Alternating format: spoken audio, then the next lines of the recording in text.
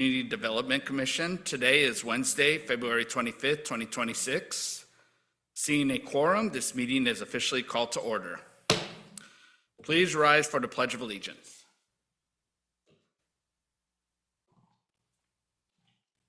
Like to lead us? The flag of the United States of the Republic.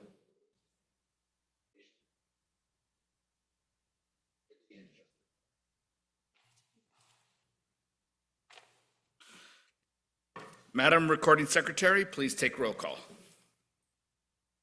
Commissioner Padilla, Commissioner Gallegos, Here. Commissioner Cejavilla, Commissioner Wilhelm, Here. Commissioner Ship, Present. Commissioner Adame, Present. Commissioner Jimenez. Thank you, we have quorum. All right, thank you. At this time, members of the public may address the Community Development Commission regarding any non-agenda items within the subject matter jurisdiction of the committee. No action may be taken on non-agenda items unless authorized by law. Does the public have any comments they wish to share with the commission? Please know that you have 3 minutes to speak. Don't have any. Great, thank you. All right, next. This is the time for the commission to consider matters under the consent calendar, item 1. Do any members have any items they wish to pull for separate discussion or abstain on? Seeing none, do I have a motion to consider item 1? Motion. Second? Second. All right, Madam Recording Secretary, please take roll call. Commissioner Gallegos, say aye. Excuse- Aye. Commissioner Cejavilla, Commissioner Wilhelm, Aye. Commissioner Ship, Aye. Commissioner Adame. Aye. Thank you. All right, we will now consider matters under the business calendar. We have one item under the business calendar, item number 2, Community Development Block Grant Program for fiscal year 2026-28 presentation. Will staff please report on the matter? We'll be presenting our second day for CDBG presentations, and they are here available today. Great, thank you. And so seeing that, we will begin with the first presentation of the day, which is the Mosaic Movement. If you'd like to please approach the microphone.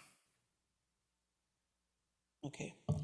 Hi, my name is Yvette Willoughby. I'm the CEO and Executive Director of Mosaic Movement, and I'm here to present to you the Lifeline Initiative that we have that focuses on bringing therapy, empowerment, stability, and hope to our families here in Santa Ana.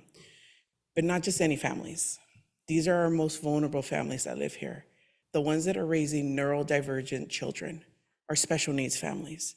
Those are the ones that I'm here to represent, and this is what this initiative is going to be serving. Next slide, please. So I have a whole set of objectives that I'm going to just go to the next slide because of my time. But first, I want to share with you who Mosaic Movement is. We've been around for over 20 years. I was a professor for over a decade of my life in Fullerton. We did a lot of work in Fullerton. We created curriculum, after-school programs for children that were being bullied and experiencing conflict and did not know how to communicate that. So professors got together, we created curriculum and facilitated it in Fullerton. We've partnered with churches in Long Beach. We work with churches in Garden Grove and different community partners here in Santa Ana. Next slide, please. If we just look alone, just on last year, we served over 8,000 families, and it's because of our community partnerships that we're able to serve these families. And that's how we meet them.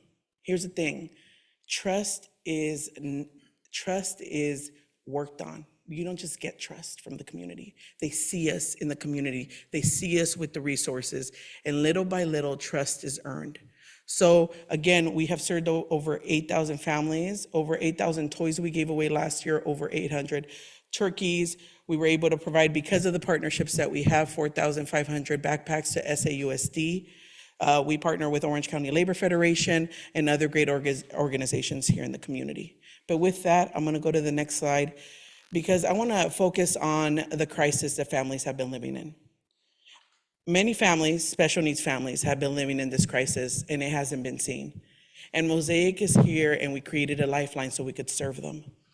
And who I'm talking about are the families that are raising neurodivergent children, whether they have one diagnosis or more than one. And let's just say, for example, For example, we have a case, and let's say this child has an IEP, they have an independent education plan, which is great. But what happens to the child and what happens to the services that are needed after school? Now, many people will tell families, well, you have your medical provider. But with that medical provider comes limitations, because then the demand is high. And I'll just give you an example. When it comes to diagnosis, just looking at one, ASD, 1 in 33 children are diagnosed with that. 1 in 33. What our families are experiencing is a wait list, maximum of 18 months. During that time, children are regressing, behaviors are increasing. Parents are getting calls, emails from teachers saying, hey, these behaviors are inhibiting or not allowing the child to learn or complete the projects at school. Parents are stressed out at home. They're trying to do it. They are working. They are trying to meet with these medical professionals. But guess what? The system is fragmented. They're falling between the cracks. And that's why I'm here, because they feel alone. They are on survival mode. And all of you here, and every family that I know, survival mode is not the mode to be on every day. Running on fumes is not the way. That is why there's a high divorce rate among special needs families. And there's fear. Every parent, whoever's a parent, every parent has a fear. What's gonna happen to my child if I'm gone? But even more are the special needs families, because these children are dependent on them. And that is who I come to present. I present these cases because we are living them today. Mosaic is founder-led, boots on the ground. These are the intakes that we're doing, the families that we're meeting. Next slide, please. Let's go to the next one. So therefore, we're presenting the Mosaic Lifeline Initiative. Now there's 3 pillars. The first one is therapy. Second one is empowerment and stability. The first one focuses on the therapy we'll be providing. We'll be providing 10 to 12 sessions. That is our goal, okay? But in addition to that, based on the work, again, 15 years that I did in Fullerton, the academic journals that we were able to publish, we found one common denominator. If parent involvement is not there, there is no consistency. So guess what? Empowerment comes with the guardians or parents, single parents. We work with them. We create supportive circles, right? So support groups and workshops. And in addition to that, they get their Lifeline binder, that binder that they could take to school, to take to medical offices. Next slide, please, because I think I'm out of time. We have already been doing office hours at schools. So we are at Washington Elementary. We are meeting with families that have children in special day classes. They are already experiencing these struggles.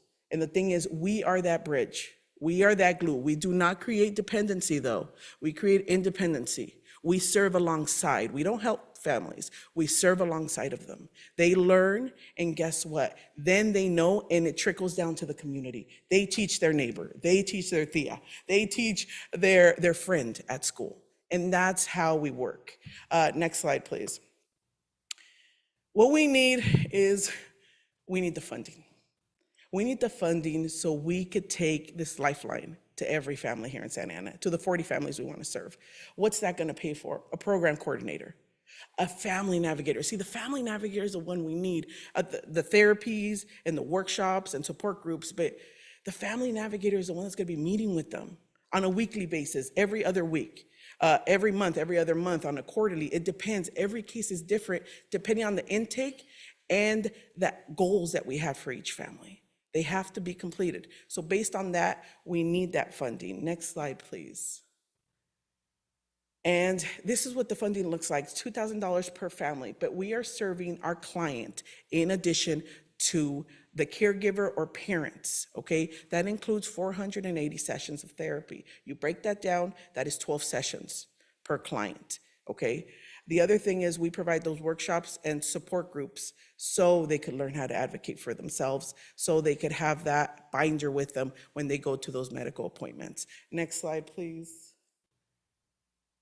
So that being said, I know we have to measure our work, but there's one thing that I learned in the research that I've done in the community and the work that I did as a professor and as a community facilitator, is that we have quantitative and qualitative studies. I get that, but when it comes to crisis mode and serving a community and researching a community that's in crisis mode, Qualitative is the way to go. Either way, I have both, okay? But the key thing that our navigators, our coordinators are looking for is, instead of panic, I get that fear is gonna be there, but they're gonna have a plan. They're not gonna feel alone. They're gonna find their village, right? And that's the key thing that we want. Next slide, please. 3 quick, and you know what? Our promise to the families that we serve is that we will be there standing by them, serving them. Thank you for your time. Okay, questions? Great, thank you. Any questions? Start on my right? Nope. On my left? No? Good.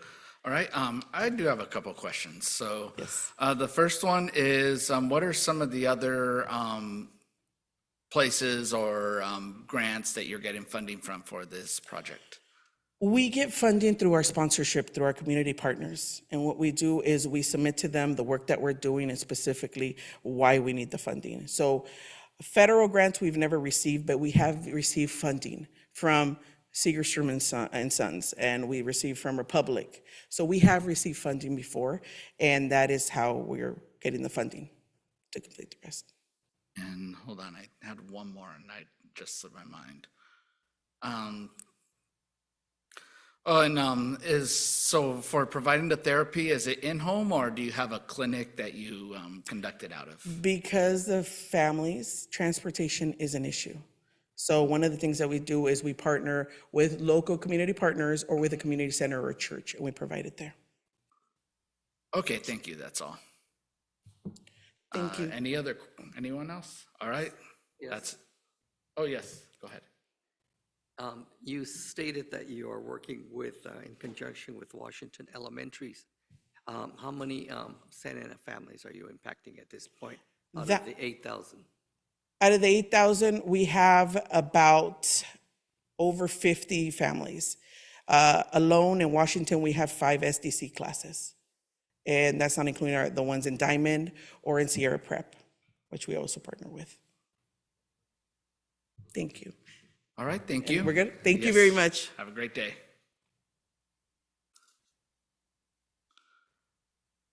All right, next, we're gonna move on to our next presentation, Senshi Judo, Rise Youth Program. Welcome and state your name.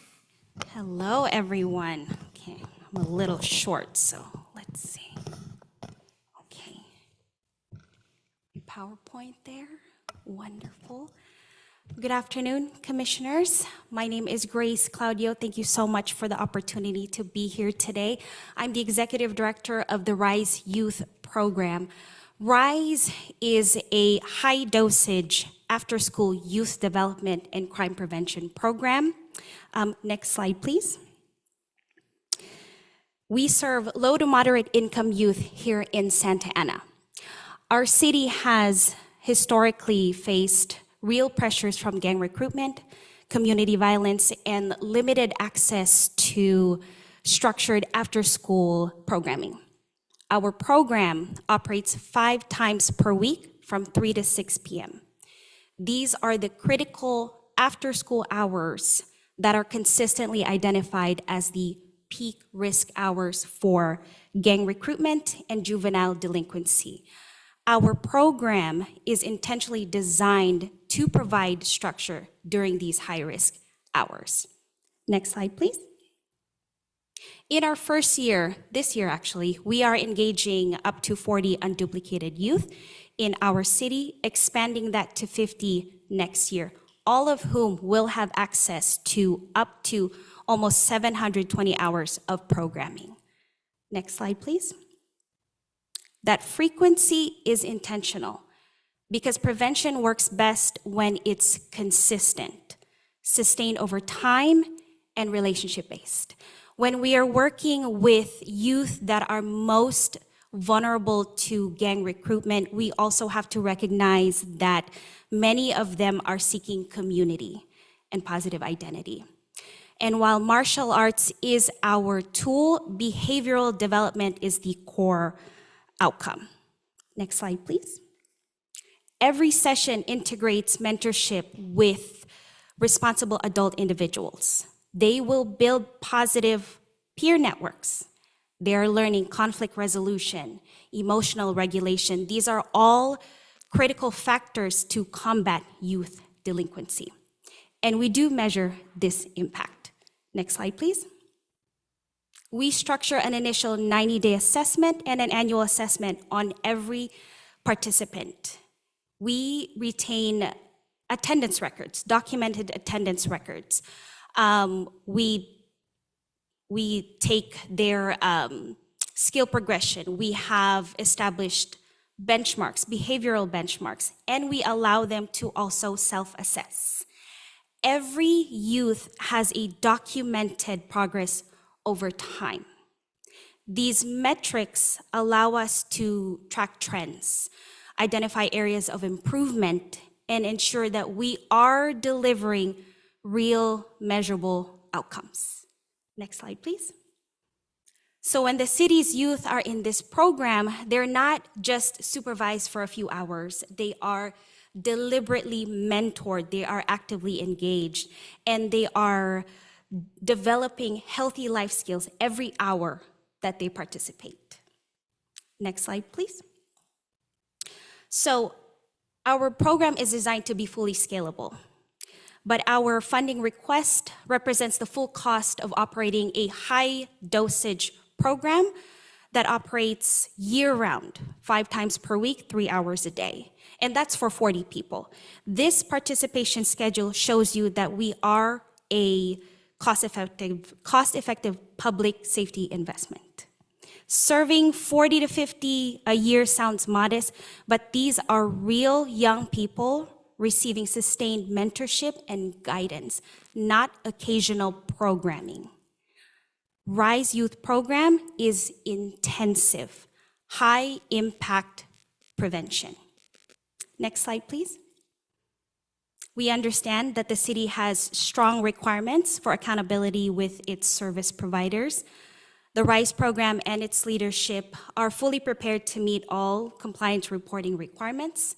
Our program is also well aligned with the HUD LMI, Limited Clientele National Objective. 100% of the youth benefiting from this program are Santa Ana residents from income-eligible households. And we do verify that with our intake forms and working with the schools to confirm their eligibility. So our mission is simple. We want to make sure that our Santa Ana youth are safe, engaged, and equipped with the skills they need to choose positive paths. And with the city backing us, we will extend our reach even further and serve more Santa Ana families. Thank you very much. Great, thank you. Begin to my right again. Any questions? Yes, great presentation, thank you. Thank you. What is the ethnicity breakdown of your program? We have majority Hispanic Latino in our membership right now. Our first year was last year. Right now we've had, I think, 13 to 15 currently in the program. So this is greatly scaling that. But majority of that population is Hispanic Latino. Thank you very much. All right. Any questions to my left? No? Okay. All right. My question, or two questions. One, where is the location that you'd be conducting? We do have a space in Santa Ana. We are on, our address is 1245 South Main Street, Santa Ana. Please come by. And we moved here in 2024. Okay. So we are in Santa Ana, yes. Okay. Well, welcome. Thank you. And the second question is, there's plenty of after-school programs. What do you think would differentiate yours from other programs that are out there? Thank you for asking that. Our program is a unique service model, and it complements existing youth programs we already have. Our program is focused on depth of impact. It is high high dosage. A lot of the programs we have right now, I believe they meet maybe once or twice a week or in a drop-in basis, which is fantastic. I think a lot of youth benefit from those programs. But if we are prioritizing youth that are at risk, we need to also have programs that are more high touch, and this is one of them. And I believe that a city that can offer both will only benefit these residents. All right, thank you. And my final question is, so you mentioned it's going to target those at-risk areas that are listed in your application. Would you have any way to help transport students there that may not be able to, or get there that easy if they're from, say, Townsend, which is a little bit of a distance away, or is there a plan to bring the program to the kids?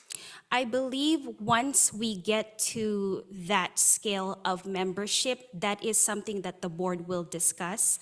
I think right now, because our membership with this program is still manageable, parents are still bringing them over.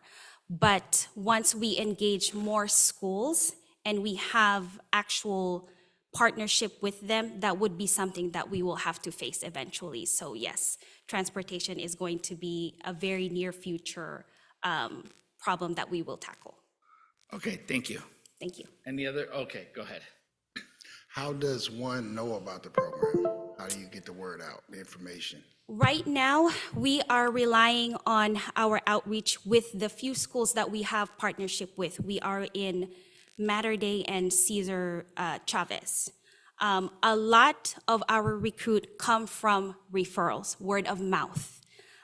We've just been rooted in Santa Ana for 2 years. We are very eager to grow, and this is one of the ways we think we can get this program out there. So, but I think more outreach on our end is needed, but we've had very good success with parent referrals, actually. So we're very proud of that. But we do want to engage more of the schools in that matter.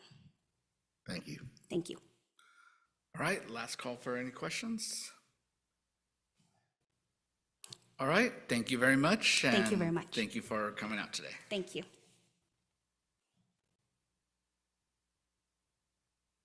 All right, next we'll hear from Nati's House, DBA Neutral Ground, Gang Prevention Intervention. Sound? Yeah. Okay. We're having a little technical issues over there. There's no sound on that?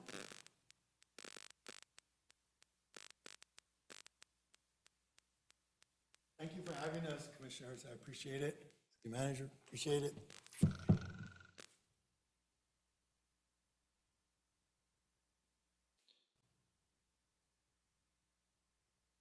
Awesome. Okay. Good afternoon. Samuel Lasalde. I have the privilege to serve as program director with Neutral Ground. And I'm just going to run through some of our history in Santa Ana. Neutral Ground has been in the city, operating in the city for the span of the last 30 years. Formerly became a 501c3. In 2013.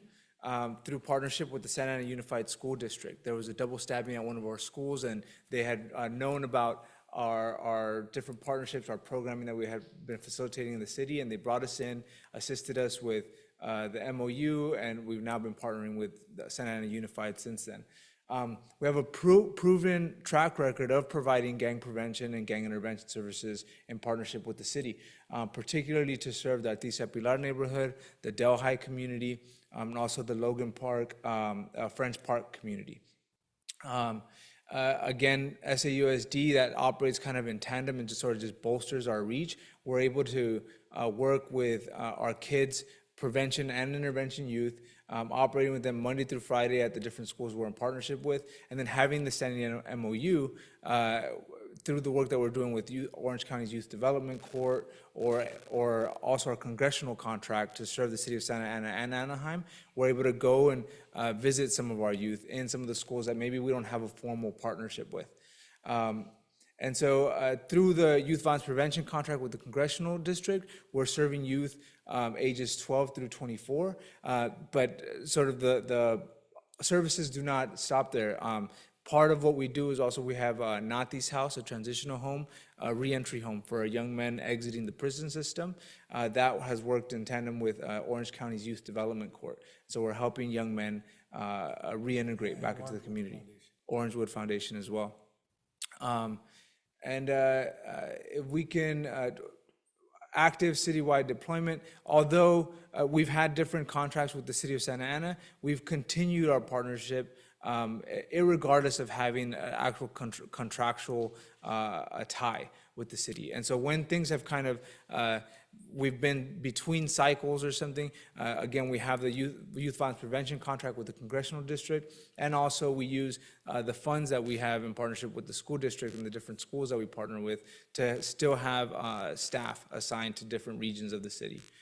If we can go to the next slide.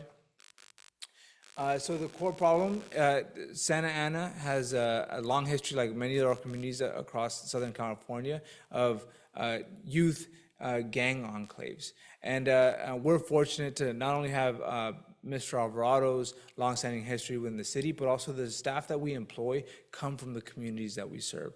And so, and then again, operating out of the schools that we're in partnership with, we're working with these youth throughout the school day, being funded through the Gang Prevention and Gang Intervention Initiative. We'd be able to work with our youth after school that much more. Go to the next one.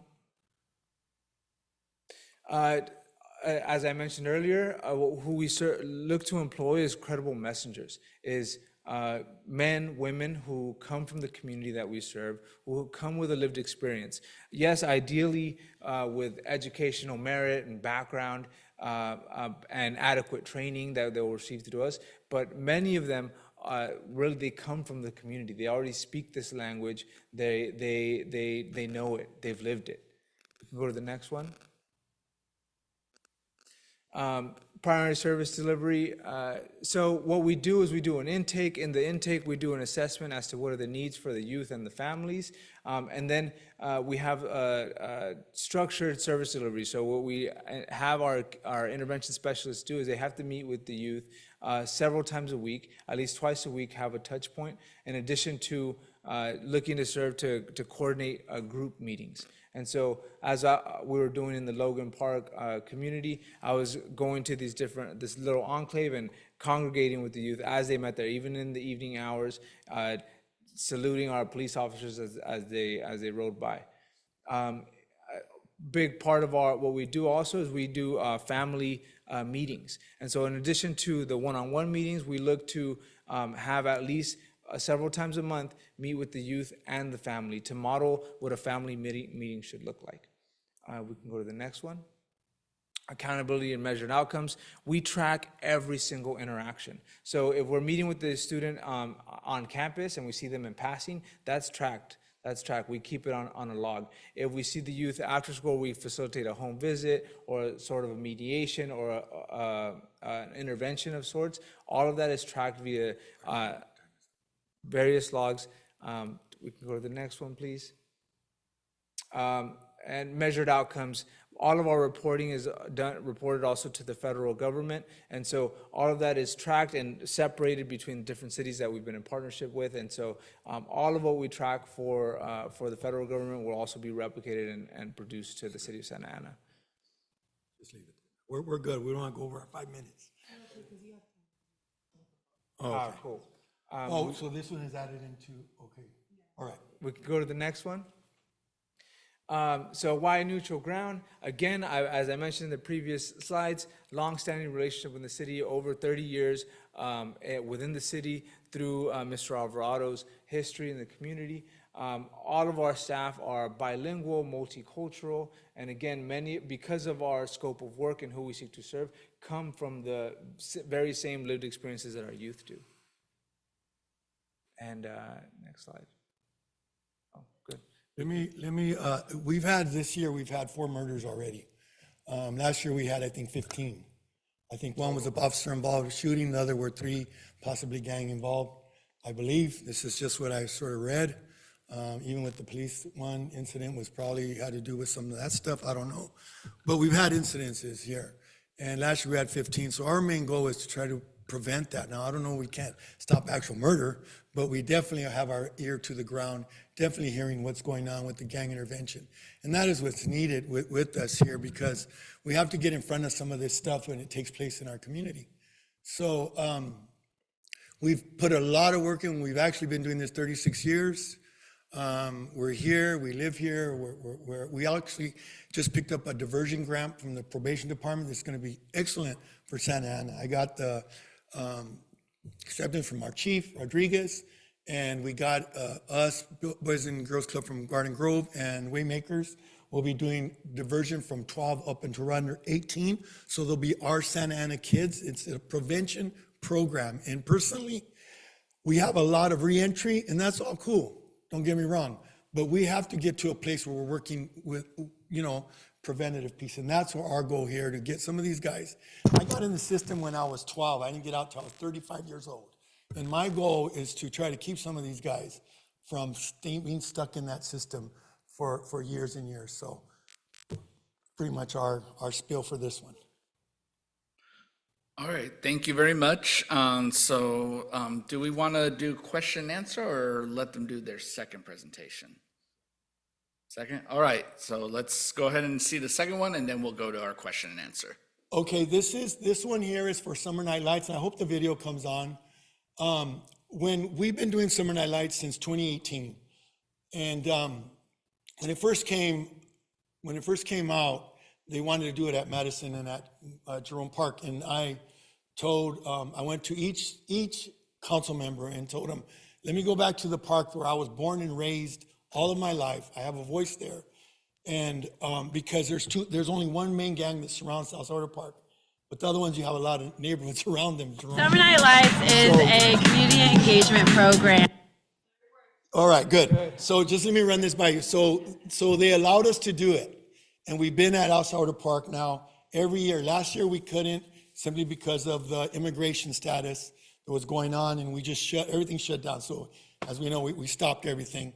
We're actually going to finish up this year, right before Summer Night Light, the lower one. We're going to do it in the daytime, maybe, or in the afternoon, and follow right into July, maybe, something like that.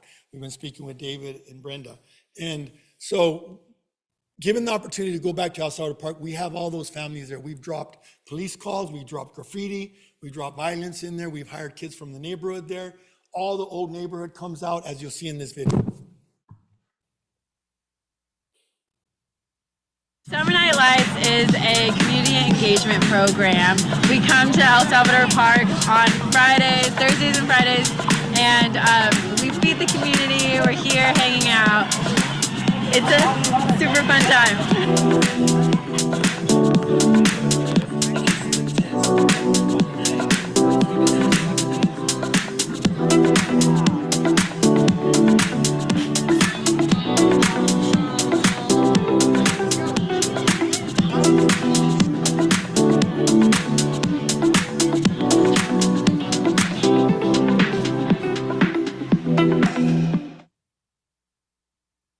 That's Summer Night Lights, and it's such a beautiful program. It's we run it from like 5. We get there at 4. Sometimes we start setting up. We get everything set up, and we have so many returning families.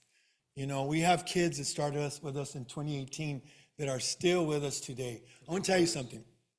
The guys in the neighborhood got mad at me because when we were working all this stuff and we stopped being there. And I got word back from a couple guys in the neighborhood, not that, you don't even come over no more. And the city allowed him to go over there, and we haven't seen him. It was all the COVID stuff and all that. And I had to go to them, and because it took a lot of work to build. Even though I grew up in the F Troop neighborhood all my life, it's a whole new generation. It takes a lot of work to still drop those cement walls that are in front of them. And we were able to do that with them. So we have a very well-known to be able to help with the families, and not only with the families, but with their kids. And we've done all our numbers. We've passed all of our audits. We've surpassed all of our numbers every year. Everybody comes out and it's a good deal, and hopefully we get it again this year. All right, great, thank you. And so I'll begin to my right again. Any questions? Yes, on the summer nights, how often is that presented? Every Friday night, 4 weeks, Every Friday night?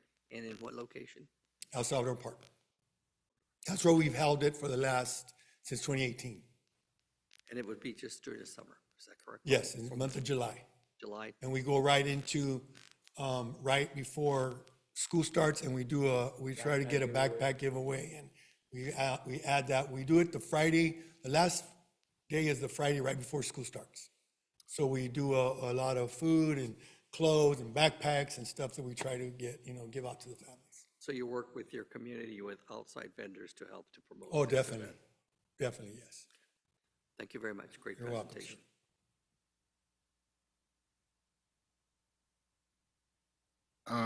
What challenges do you anticipate scaling up, and how do you plan to address them?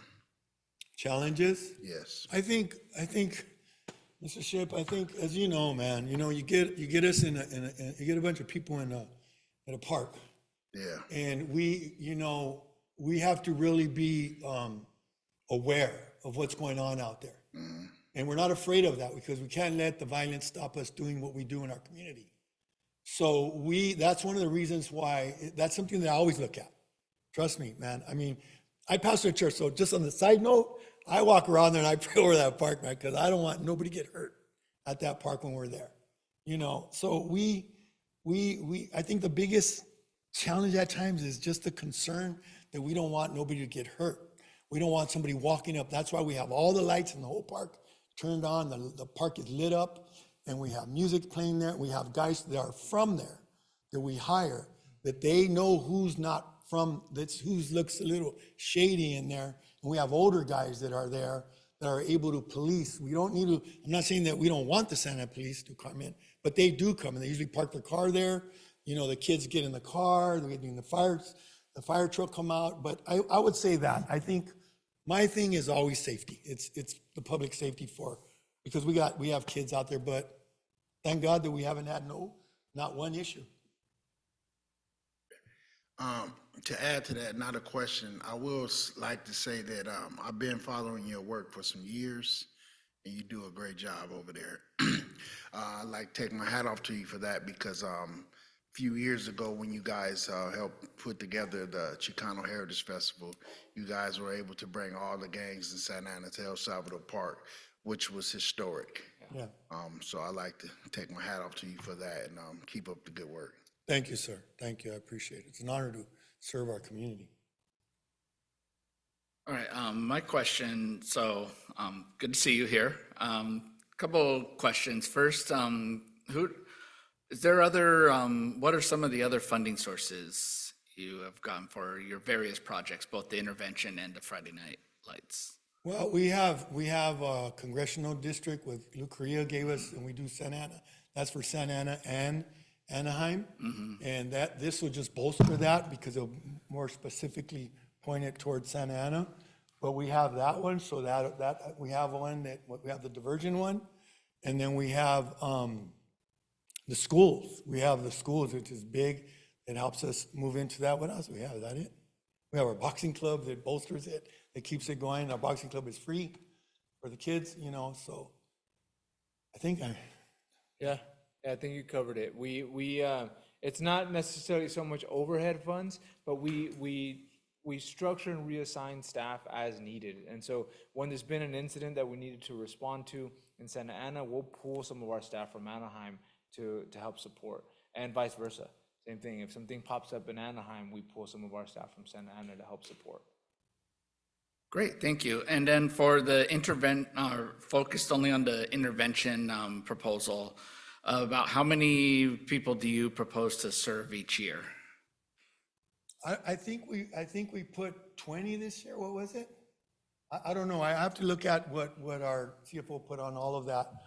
But those are targeted individuals. But to say that's it, no. And the thing that helps us, I think that, because when I first got this, I put like 80 or 100. I didn't realize I had to get verifications for every one of these people. these individuals, federal, you know, and Income. with all the, you know, the immigration stuff, people are in fear. So we've had to work very, very, very hard, like everybody else with the CDBG, to get those documentations so that we could pass our audits. So the number is, it's in there, but we usually surpass it. I personally, Mr. Gallegos, I don't know. I don't know what we put on that. I think 20, 30. Okay, great, thank you. And my final question is, where do you have like your hub, or in what location in Santa Ana you have your hub for the intervention? I know we're, you know, yeah, for the intervention only, so. Yeah, we run everything out of the Life Center office. All our neutral ground offices are run out of the Life Center office. So we have a 10,000 square foot building. We have our boxing club we run out of there. We do our diversion out of there. All of it. It all runs out of off of 17th, across the street from Hobby Lobby. And specific to that question, our staff does use that as a hub, like a starting point. But specifically for our youth violence prevention contract and for what would be our gang intervention, our staff are in the field. Yeah. And so they're going to the youth. We're not requiring the youth to come to us. So they're facilitating home visits or they're at the park. Okay, great, thank you. Yes, sir. And that's it. Any other final questions? Okay, go for it. What are your top priorities for gang prevention in the next 12 months? Well, that's good. That's good. I mean, off the top of my head is resource linkage. I think so many of our orgs kind of work siloed from each other. And so really having a captive audience in the school partnerships, but then also now having this new partnership with the county for diversion, we're gonna get these youth who have, it's first time 602 offenses, firearm possession, gang graffiti, those kids are gonna be funneled to us. And so our hope, our vision is to redirect them via the diversion partnership, but then to keep them off that track. And I would say for the next 12 months is that we just connected with Boys and Girls Club of Garden Grove that have a long history. Yeah. Very, very well Multiple- structured. Yeah. I'm so honored to be a part of that, and we're a part of Waymakers. So my goal this year, when I was able to be put on that, when I got on that, I told them, I said, I am so honored to be here, because you guys are gonna teach us how to be a better org. So at the end of the day, we wanna help more kids, wanna keep kids out of that cemetery and out of the system, and grow as far as an organization to meet the needs of our community. That's the ultimate goal, I think. Okay, thank you. Sounds great. And again, keep up the good All work. right, monsieur. Thank you. Thank you. All right, thank you very much, and thank you for your presentation. Okay, Have a thank great you. day. Thank you.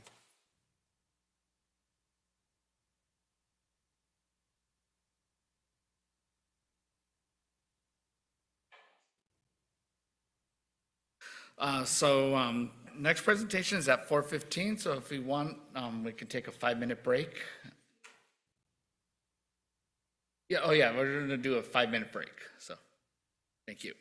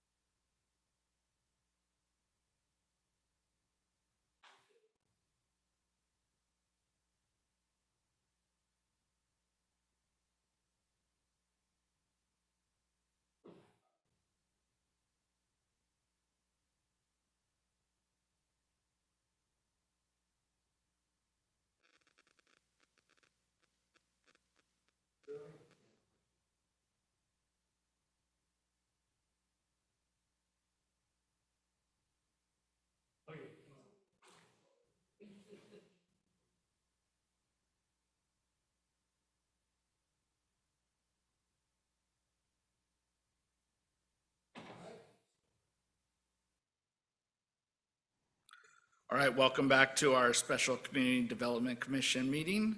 We're going to continue with the presentations. Up next is Orange County Children's Therapeutic Arts Center for presenting on OCTAC's crime prevention and intervention. Welcome. Thank you, thank you. What a nice surprise to see some familiar faces, yay. Thank you, Director Garcia and commissioners. I'm glad to be here. My name is Dr. Ana Jimenez Jami. I'm the founder and executive director of the Orange County Children's Therapeutic Arts Center. We have been serving, and I say with pride, our Santa Ana community for the past 25 years. And we have grown a lot since we first started, which was primarily arts enrichment and after-school arts. We have expanded our programs to teach education. And actually, I've got a PowerPoint here for all of you, but it's behind you. Can you see it? Oh, you have it? Oh, I didn't know that. Oh. It's under. Okay, very good. So we have been, like I said, offering programs to the community for the past 25 years. And we are, and I want to bring that to your attention because we are really unique in that we offer services to our Santa Ana youth and parents from a holistic model. The next slide is going to show you the variety of programs that we have. Our arts programs, we also have educational programs, and we have community wellness programs. That's what makes us unique. We are the first and only organization in Santa Ana and Orange County to integrate services, which is really important for our families. It's not, they just don't come just for the arts. They come for the arts, but they also get some parenting classes for the families. And we do counseling for the youth too, particularly with this program, because crime prevention is important and intervention is focused on youth that have more severe emotional and behavioral problems, okay? So if you can see, and the next slide shows, thank you, all the services that our students and parents receive when they enroll in this crime prevention and intervention program. The students get after-school arts. They also receive tutoring. They also, the parents are come to the center and they do weekly parenting classes or monthly support groups, and everyone has the opportunity to do counseling. For those students that need crisis intervention, we do that too. Now, the next slide, I want to show you an example of a integrated class where we also do, and this is really because we're very creative and we believe in a holistic approach. You see the parents and their kids laying down on the floor. This is a sound healing class.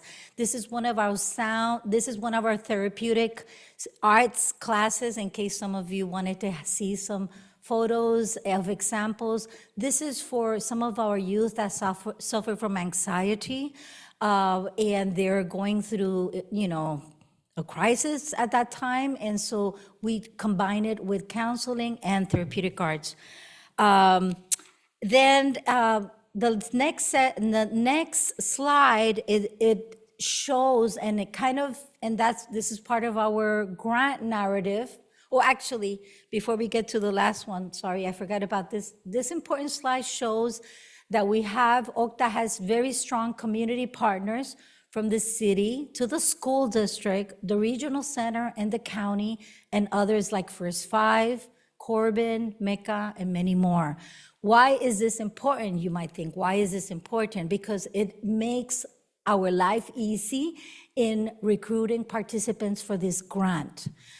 Particularly the Santa Ana Unified School District and of course the City of Santa Ana are our strongest partners. You can see some of the programs that we do at the school district, but we have targeted schools where we know there is more needs, like Carr Intermediate and Willard Intermediate or middle school. Heroes Elementary. So we work with them and we enroll them, and we have enrolled them in the past throughout the years in this CDBG program, and it's really great. Now, you might think, I know I have 29 minutes to share with you our last slide, which is what is it that they accomplish and how do we know that this program is successful? You know, our programs are amazing, but enrolling all the participants, we always achieve 100% enrollment. And we've been doing this program for, I want to say, almost 10 years or more. So we can ensure enrollment. We maintain consistent attendance throughout the year, and we see the outcomes in our youth as well as our parents. This is a very transformational program because not only do we serve our at-risk population, but we also serve children and youth with disabilities. And the beauty of it is that we integrate them. We don't separate them, we integrate them so that all the students can learn to support each other, nurture each other, and learn from each other, both students and parents. Yay, I did it. Thank you, everyone. Any questions, any comments that you may have? All right, thank you very much. Let's start to my right. Any questions? Welcome, Doctor. Thank you. Just want to say that I'm impressed by your presentation, especially the sound healing therapeutic. My also concern is, or let me gather my thought here. I wrote it down here. Hold on a second. Has any of your successful or graduating students in the last 10 years come back within the program to contribute to the program? Oh, yes. Excellent question. Yes, yes, yes. From our very first Octa Star, I call them Octa Stars, when they graduate and we help them achieve incredible, they come back and they teach and they come back. Yes, we have a Santa Ana native, her name, and I talk about her all the time because she's our very first one to graduate 20 years ago. Marta Rivera is our very first Octa Star. She was struggling academically, and she, graduated after she joined our program. She graduated valedictorian, got enrolled in Chapman University, and got her master's degree from Harvard University. She's incredible.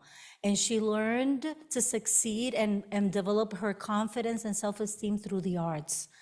And of course, we gave her all the other things, tutoring and counseling, but she's one of the examples. We have other students that come not only to teach, but to mentor other students because they always come back. They always come back.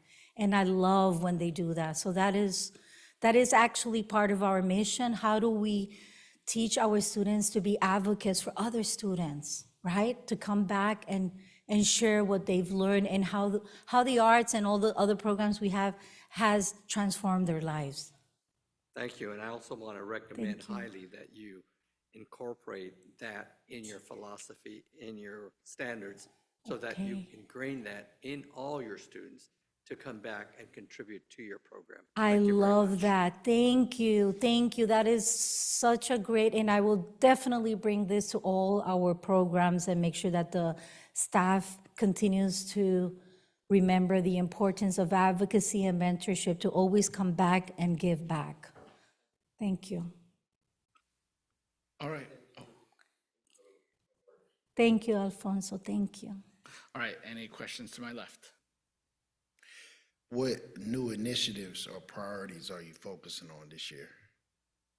Oh, new initiatives? Oh, wow, that's a big question. One of our new initiatives, I think, is just like we do a lot of the family mentoring, we are also incorporating some of our older adults, basically the grandparents, which we've done programming for them separately, but now we're trying to integrate the grandparents with their kids, with their son and daughter and the grandchildren that come to the center. Because we've noticed that those older adults If they stay isolated, they get depressed. And so integrating our older adults, which we've done programs for them, but not necessarily integrating them on a regular basis. We have started to do that, and it's also amazing for the whole family and for the older adult. So that's one of the new things that we're doing. And I could go on, but that's something that is, I think, very beneficial to the whole family, because especially during the times that we are living, everybody gets impacted socially, emotionally, right? Correct.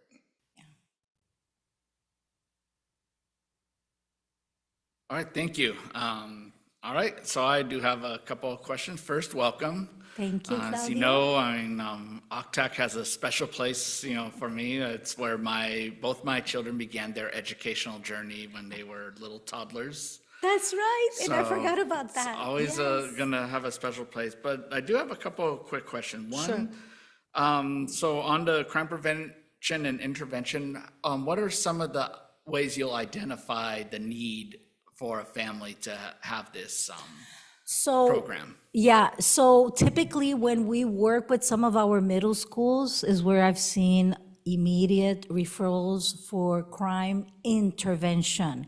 These are principals that say to us, I've got a list of 10 students that are really in trouble. And so we get referrals from those particular, teams, and they say, can you please help them? Can you give them interventions that will keep them safe and not get, into more trouble? So that's one of the ways that we immediately identify some of the participants. Now, as you all know, all kids are, all students are, the crime prevention is for all our youth in Santa Ana, right? Because they can easily be persuaded to do drugs, to get into gangs, teen pregnancy, all of these things. So when we educate the parents, if a parent says, oh my God, Dr. Ana, my son is doing drugs, can you help me? Then we recruit that family for our crime prevention or intervention, depending, the intervention is more like focused on emotional, whereas kids that have more behavioral than emotional problems, but the crime prevention is for all the students that are at risk. You see what I mean? So we get referrals from the schools, but we also hear it from the parents when they join parenting classes, when they're coming from the community, we need help. And so we hear it directly from the parents. So it's very, very easy for us to fulfill our program with families in need. Great, thank you very much. No You're further very questions. Anyone, any last round? Oh, all right. Thank you very much. Pleasure having Thank you here. all, thank you very much, and thank you for giving me the opportunity to present, and please come to visit us, you're all welcome to come. We are right across from the Schools First. If you know where Schools First Credit Union is on Broadway and Buffalo, as if you were driving to the Santa Ana Mall, before you get to the mall on Broadway, you're gonna see a Schools First Credit Union. We're right across, a building, a gray building, we're right across. Please come visit us anytime, okay? Thank you. And nice to meet some of you, bye. All right, thank you very much. So we'll move on is Parentis Foundation here. Great, and they'll be presenting on Empowering Readers Orange County. Welcome. Thank you very much. Thank you all so much. I'm Janice Frechette with Parentis Foundation, and we operate a program called Empowering Readers of Orange County. Absolutely honored to be here today. I presented a couple years ago, and we were just getting started in Santa Ana, and now so excited to be sharing that the growth that we're supporting, some of our schools and after-school programs here are showing such great achievement in early literacy. The secret sauce to our program, if you'd like to go to the next slide, is the intergenerational connection. Imagine when you were young and you had that mentor in your life. Every single one of the students we serve in Santa Ana and throughout Orange County are paired one-to-one with a tutor. It's their own grandparent figure that stays with them the entire school year, twice a week. And you all know the literacy statistics, that if a child is not reading proficiently by the time they reach 4th grade, they are 4 times more likely to drop out of high school or not go to high school. The incarceration rate of those 75% incarcerated are illiterate. Our goal is to bring these children to grade level proficiency so they feel accomplished academically and still be able to pursue their education with confidence and assurity that there is a future for them. Next slide.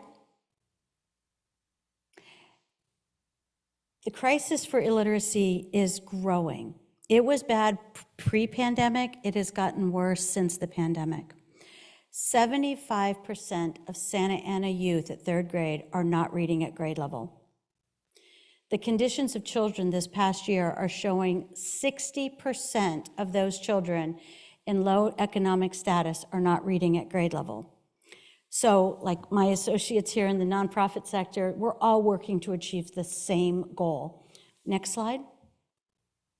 That one-on-one connection is a win for the students, a win for volunteers, and a win for the community. Next slide. I want you to hear directly from our tutors. Go ahead.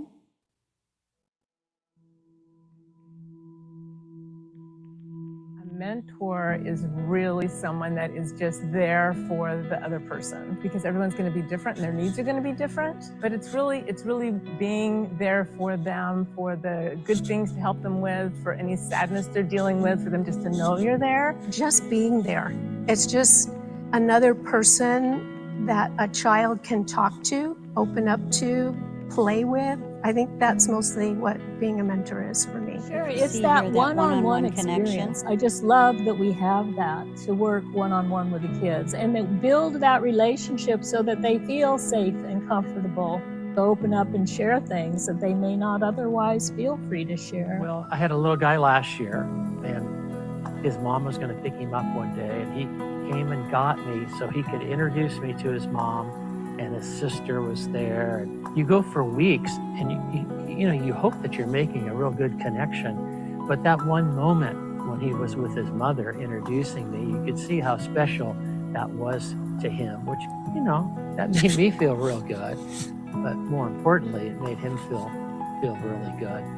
And that's really what it comes down to, the connection with each student in their own unique way. I went home and told my friends about that one, that it really made my day, made my month. So it's fun.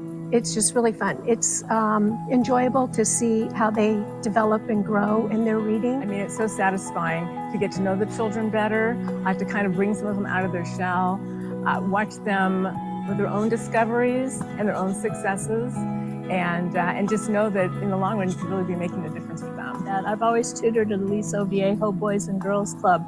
Occasionally one of the older members would return to say hello, visit, and I would say, oh, hi. They grow up and move on, and I'm left wondering how are they doing, but they have touched me. I've learned from those children. I'm not just guiding them in learning, they're helping me to open my eyes to a lot of things. It actually allows me to look at myself again and see things in different lives or even views. Regarding a student that I just finished working with for 2 years, and the first year when he started coming, he was very, very reluctant, and I could even hardly get him to use his voice. He progressed throughout the year, but I think the biggest moment was at the end of this last year, which was my 2nd year of working with him. He told me he was very excited because he wanted to come back next year, and he asked me if I was going to be there. To see him grow like that it's just rewarding. Yeah. So what we do is, I mean, I really wanted to yield my time to let the tutors themselves, our older adult volunteers that commit twice a week for an entire school year, to be able to share with you the impact it's not only having on the kids' academic growth and their reading skills, but also what it's doing for our senior population. So what I'd like to do, we're down to just a few seconds. I have extra slides, but we can use those as reference with any questions you might have for me.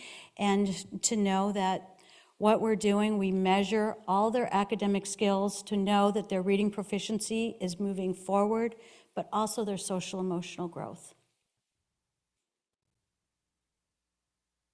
You know, if the vice chair, would like to provide additional time, she can. Yeah, definitely. I was about to say that. So yes, go ahead and present the remainder of the slides. Thank you so much. So again, the program itself, we have been with Templo Calvario CDC at Edward B. Cole Academy. We started with them during the pandemic. We brought our virtual program into the children's homes and were able to work with them one-on-one at that time. And our program was so successful in getting them to achieve grade level proficiency, or at least move that bar forward for each of these children, that we went back and we started working at the school during their Empowered Scholars After School program. So we serve about 60 children at that school for the entire school year.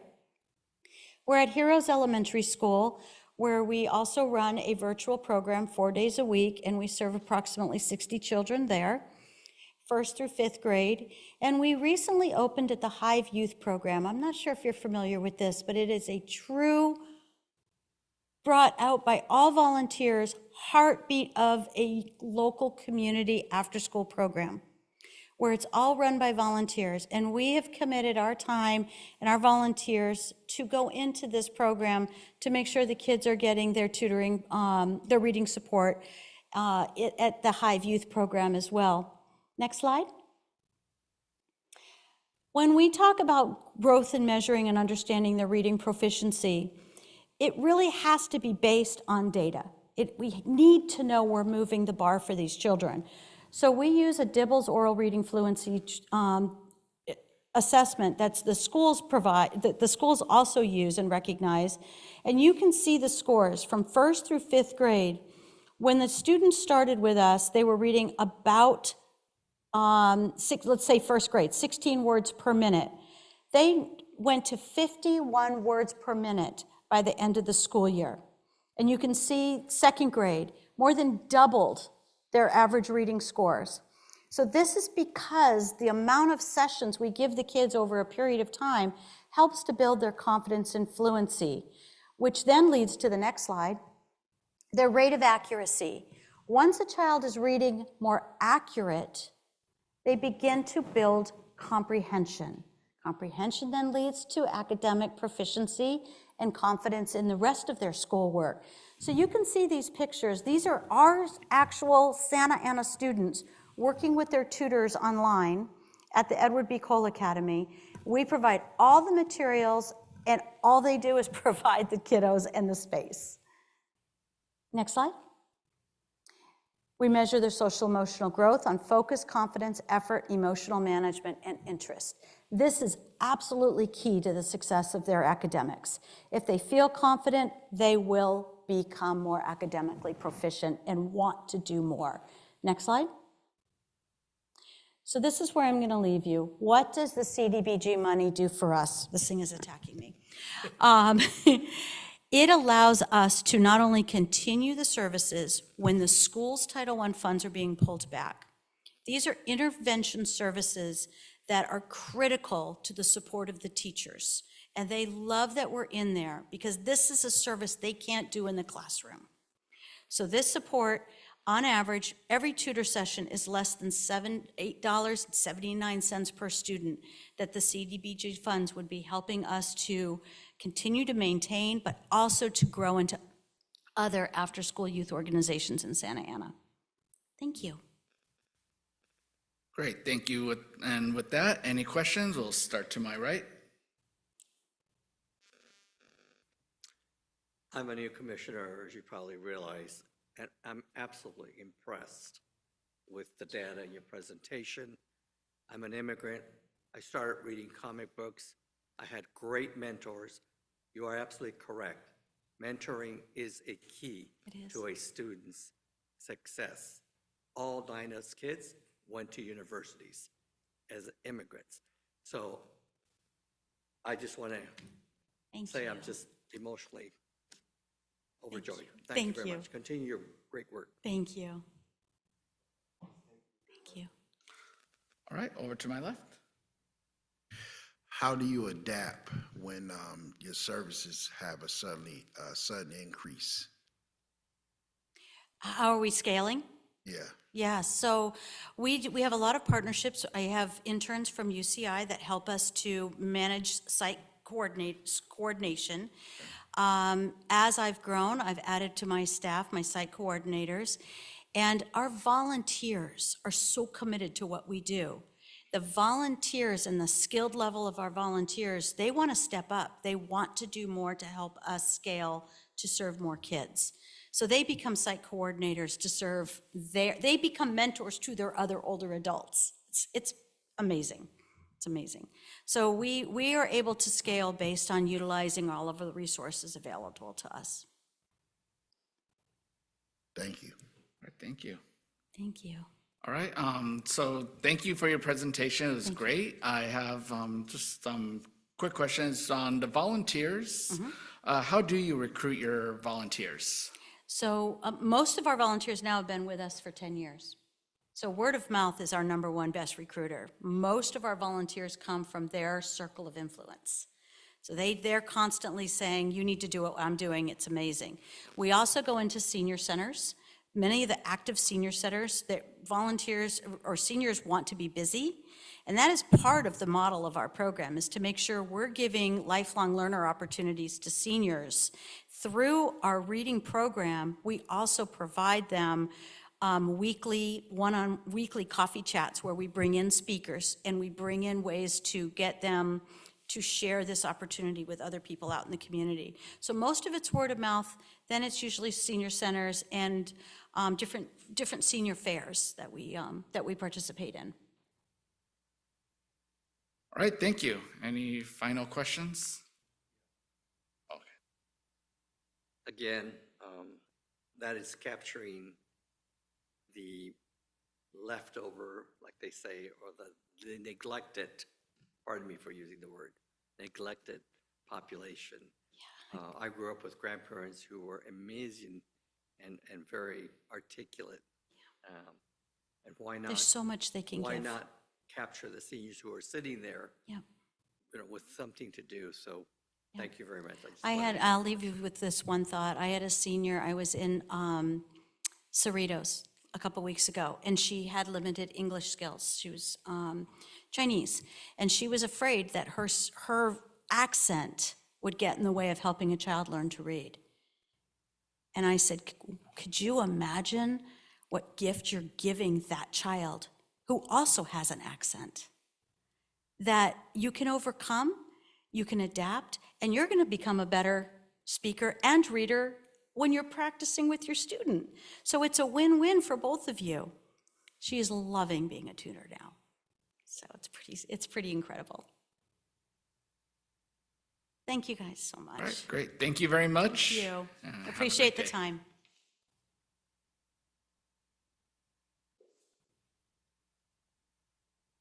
All right, is Project Hope Alliance here yet? Okay. All right, next up is Project Hope Alliance, Site Case Management Program for Youth Experiencing Homelessness.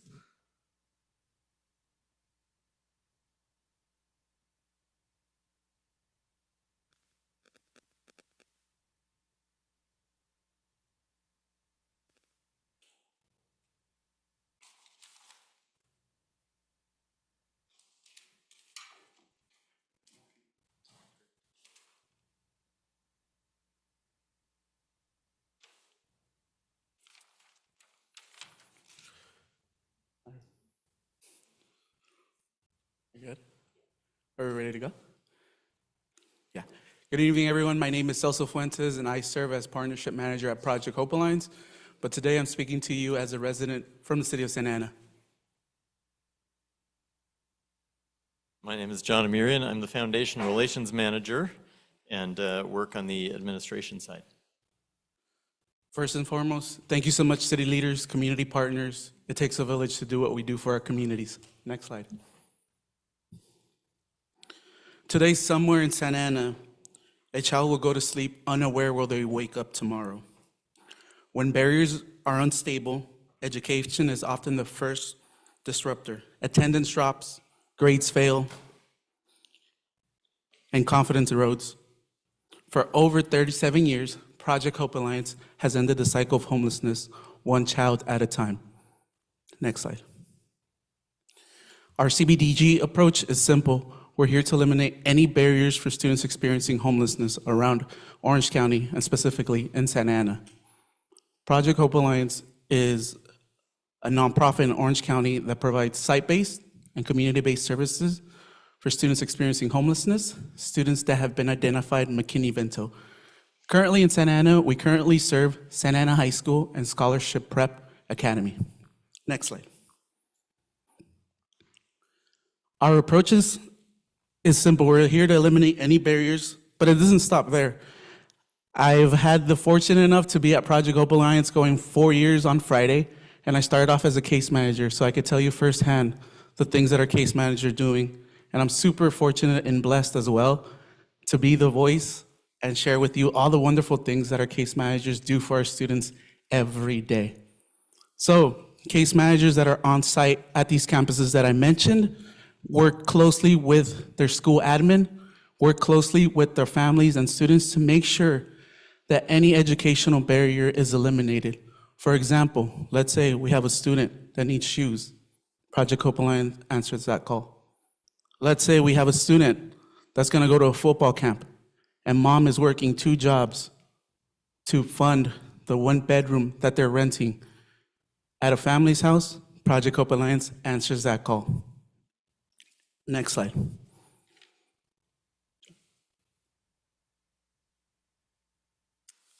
I'm not as articulate or as good looking as Celso, but I'm going to do my best here.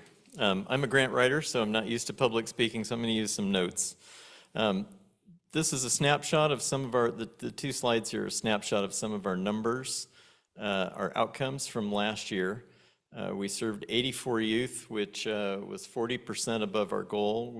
Our goal was to serve 60, and that equates to 2 case managers with a caseload of 30 students each. So it's great that we were able to increase that number with the capacity of our case managers. And the reason why that's important is because there are, according to the Orange County Department of Education, 7,746 students in Santa Ana who are experiencing homelessness. And that equates to 17% of school-age youth in the district. So it's a drop in the bucket, but we're increasing that year by year, and we're having a profound impact, which you'll see when we get to the next slide. And in addition, 20% of the families in Santa Ana, our target families, are classified as extremely low income. That means that a family of 4 is living on $39,500 a year. I can't imagine having a family of 4 and surviving on that in Orange County. So not only do our programs work at bringing those families out of poverty, but they provide an economic boost to our local economy. A research study that was done on our programs a few years ago showed that every student that graduates from our program contributes $75,000 back to the community in saved costs like the ER, social services through the county, as well as increased wages. They become taxpayers and they pay back into the local economy. This is really important because the county spends $299 million a year on the issue of homelessness. So we're proud to be part of that solution. Next slide, please. And then the slide before this, if you would. There we go. Our graduation rate for Santa Ana students last year was 100%. That's higher than their housed peers by 8%, higher than their unhoused peers by 23%. And we're running out of time. goes so fast. And then the last slide is just our budget that we included in our proposal. And the quick note is that it works out to about $1,250 per student that we assist, which is pretty remarkable considering we have a year-round wraparound case management service for these kids. Excuse me. That's it. Any questions? All right, great. Thank you very much. This time we'll start to my left.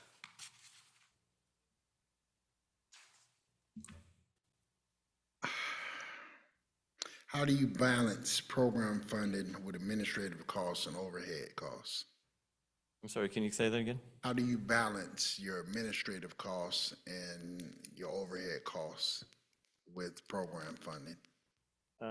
Right now, our ratio is about 23% administrative and fundraising cost to 77% program. We run really lean, so we try to emphasize heavily on the program side because that's the direct work that we're doing.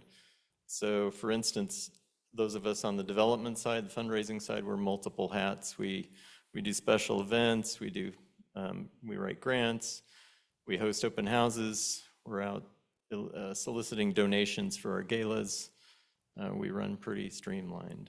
Is that okay? Thank you. To my right.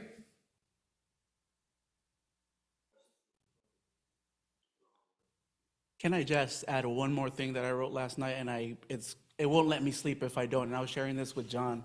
I wanted to share with you a little bit why I was approached and I had this wonderful opportunity to come talk to you about the impact of what funds do. So at 18 years old, I was at a crossroad. I didn't know what I was going to do. And again, I am a product of the city of Santa Ana. I grew up on First and Bristol, and I'm still here in Santa Ana today. And because Santa Ana invested in me with youth funds, mentorship, and opportunities, today I stand here living proof that investment in employing dedicated staff in youth programs transformed lives. There's a young teenager in Santa Ana today that's in that same crossroad. And if we have case managers that could be present for them and see them, that moment can change trajectory. Because I know, because it changed mine. And I'm so thankful for the city of Santa Ana. I came out of the Santa Ana youth program. So I did the summer program. I did a program when I was 18. And ironically, my case manager that worked with me when I was 18 is present today. So it would not let me sleep if I didn't thank her personally for her job. So thank you. All right, great, thank you. Let's get to any. Thank you for the opportunity. Thank you. Oh, actually, I do have a question. I was just checking with them. So I noticed you mentioned, so you serve 2 locations now. The goal with, should you be funded, is to add a 3rd location. Do you have any idea where that location would be yet? Have you identified it, or what's your method to identify said location?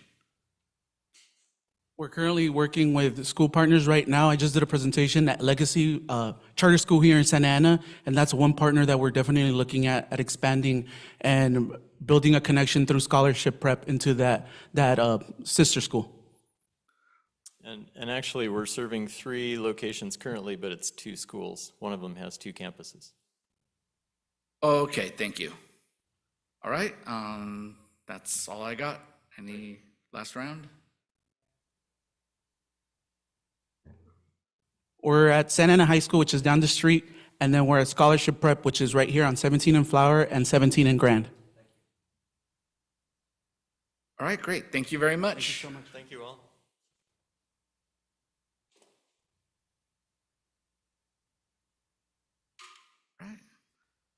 All right.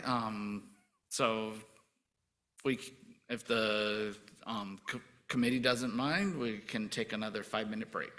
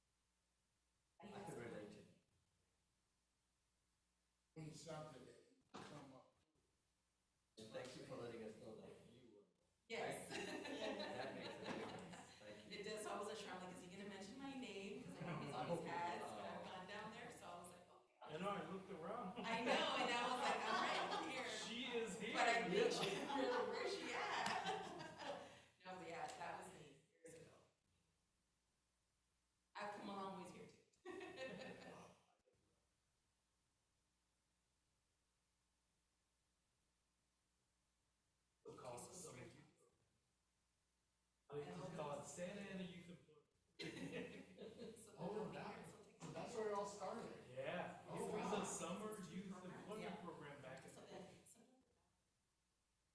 Only a few years ago that they switched. Because we were getting more funding and we could do it year round. Yeah. I just don't remember. Yeah. Friend Juanita Preciado, I think, Hernandez, I think she was the first one to run the program. Okay. This is back when, our housing program division was over at where, Nova Academy is. Yeah. Civic Center Professional Building, that's where they used to be. Oh, And then the work center used to be located. Train station, yes. Well, no, before that, at the same time, they were where Crave is at, the sandwich place. Oh, they were? They were there, and it was the private industry council. And then we were able to get some money put together. Well, like 98. It was later, we moved out to the train. Oh, Yeah. At the back, the parking garage, the Thunderbird parking garage, back of Crave, it still says, above the back door, like from the little alley, you can still see Santa Ana Employment Service. Oh, wow. I've always said when I got her, I'm like, hey, we're gonna get a ladder and pry it off the building. Yeah, you know, Deborah Sanchez, who's still kind of supervising staff, Carlos De La Riva, I met Deborah in '93 when I started here. And I left. Carlos started in '94, and they're still working for us. Still, our work centers over here at Flower and Civic Center. They're still there, and I always think one of them is gonna get that for retirement. Right off. You know what, I think you Yeah. really do, Right? this person. Yeah. I am absolutely. I was here 2 years ago.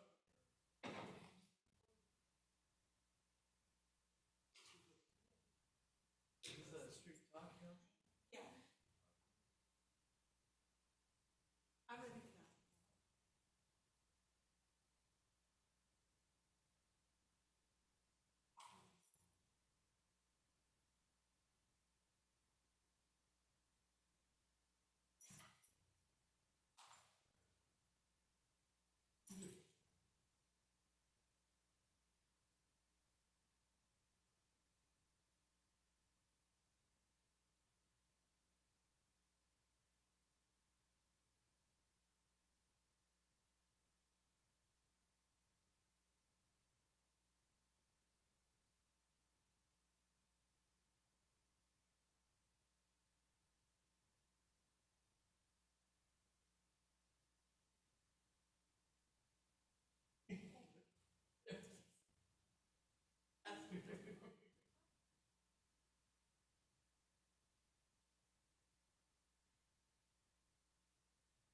You took a little break, so.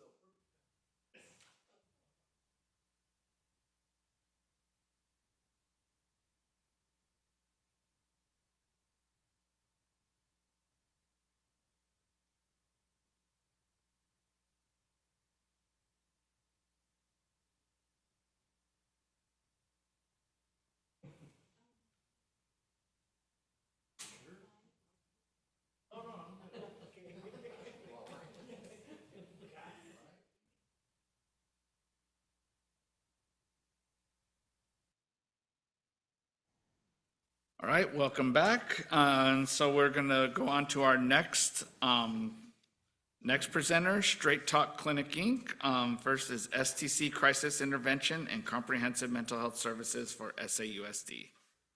Welcome. Hi. Hello. Okay, so we're gonna do that one first. You got it. I have 2 presentations for you today. Okay, ready when you are. So my name is Spot. I'm the grant writer for STC. We are presenting first on our crisis intervention and comprehensive mental health services for SAUSD. Next slide, please. Oh, yep, totally. So our mission is basically, in short, to remove barriers to care for our most vulnerable neighbors. Our vision is about ultimately bringing about more safe, equitable communities. Next slide, please. So our current work in school work has been a part of our history ever since we were founded.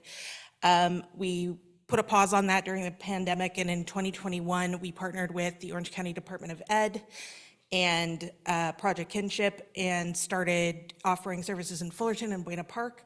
We're now on 9 campuses for them. We offer individual and group counseling. All that good alternatives to suspension. Our services are carried out by MFT trainees, which are master's level therapists who are earning their hours towards licensure, working under supervision of a licensed LMFT or LCSW. Now we have an MOU with Santa Ana Unified that we just signed, and we have been placed already on Cesar Chavez High School. We're doing in-school and after-school services. And again, just like Fullerton, individual counseling sessions, groups if needed and desired, and referral back to our clinic if family need arises or if there's sort of a more in-depth situation to work with. Again, services everywhere we do are provided first and foremost by our MFT trainees. That's a big part of the work that we do at STC. Next slide, please. So, as I mentioned, if we need to have folks come into clinic, this is the clinic that we're going to be working out of. It's here in Santa Ana in South Coast Metro by South Coast Plaza. Next. A little bit about the program itself. So we're requesting $108,000. That would enable us to offer at least 44 SAUSD students per year with up to 38 individual or group counseling sessions per year. And that's during 2026 through 2028. This is at least. So if a student is with us for 7 sessions, they don't use up like a whole school year of sessions, then that spot would now go to another child. Next. So to reiterate that a little bit, we're going to do free crisis intervention services that removes the boundary of access, of cost. It will hopefully be an island of care and support on the school campuses for kids that normally are concerned that their school teacher, they like that we're a neutral third party, in other words. Our services are available in English, Spanish, Hindi, and Korean. We want to ensure effectiveness, increase availability, accessibility, and affordability, and reduce absenteeism, and avoid youth substance abuse. Next. Okay, so these are the unmet needs. Cost and access. We know that many families are uninsured or underinsured. We offer our services in school, so kids don't need to go anywhere. We have found that kids are now having vocabulary to talk to their situations with their families, and it's alleviating some of that stigma. We are culturally competent in enabling us to relieve the overburdened districts. Next. Okay, we have some various impacts, right? We know that this is going to help kids cope, build resiliency, it's going to reduce absenteeism, it ultimately makes a healthier community. Next. Thank you very much for this opportunity to speak in front of you. Great, thank you. With that, I know there's a second presentation. If the board doesn't mind, if we want to continue You to do the both? second one? Yes. Sure. All right, let's do the second one.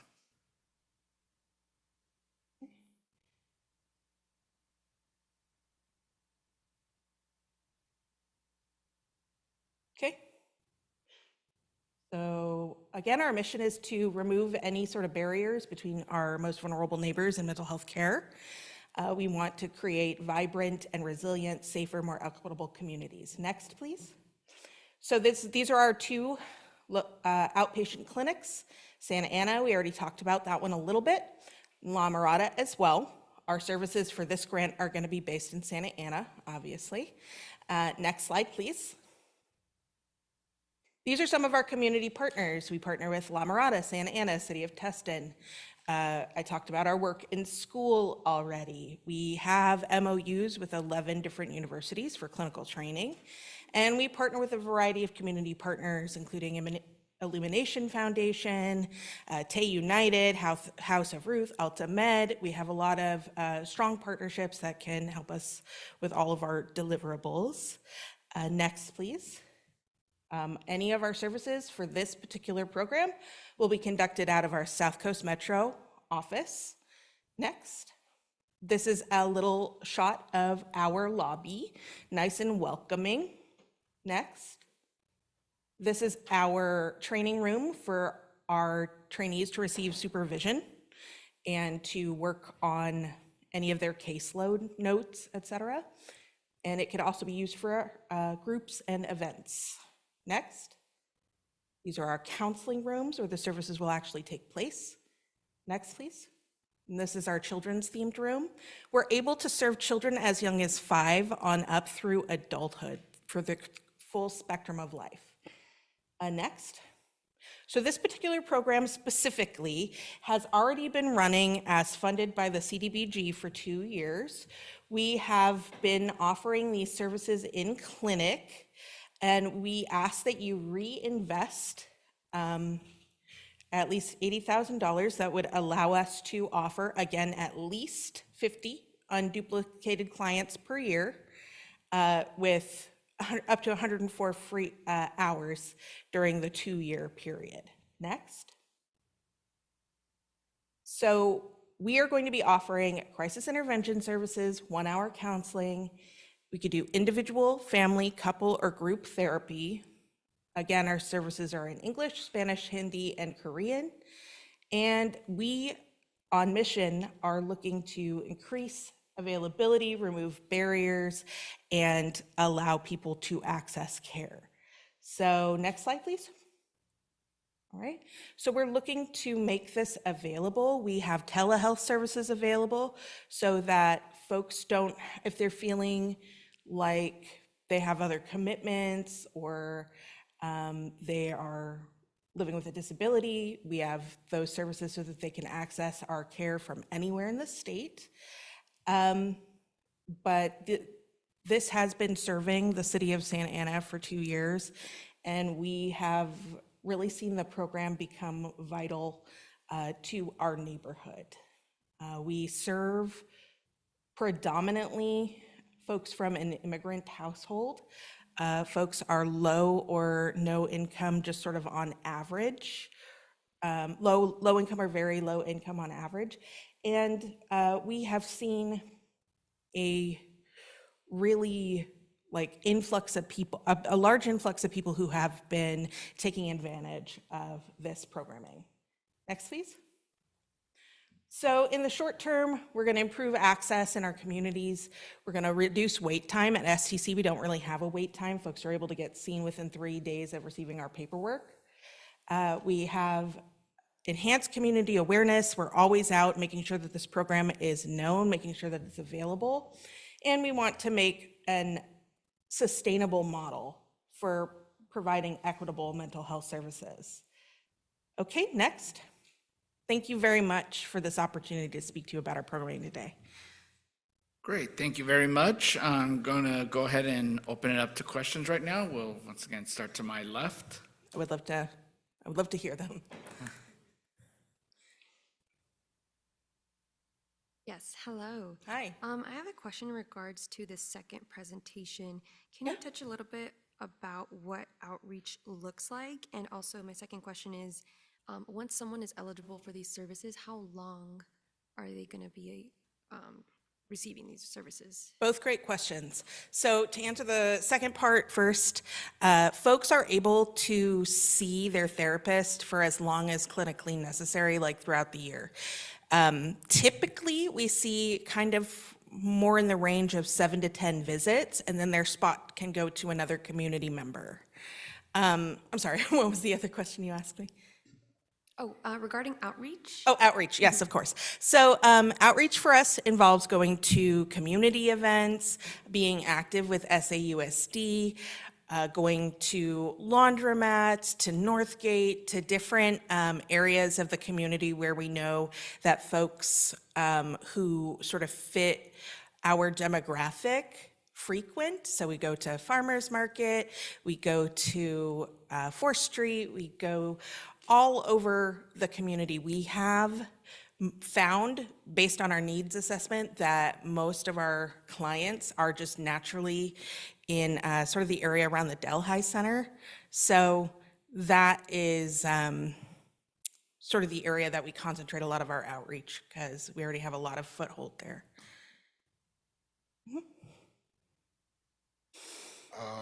I have a question. What impact have you seen in the community since starting this program?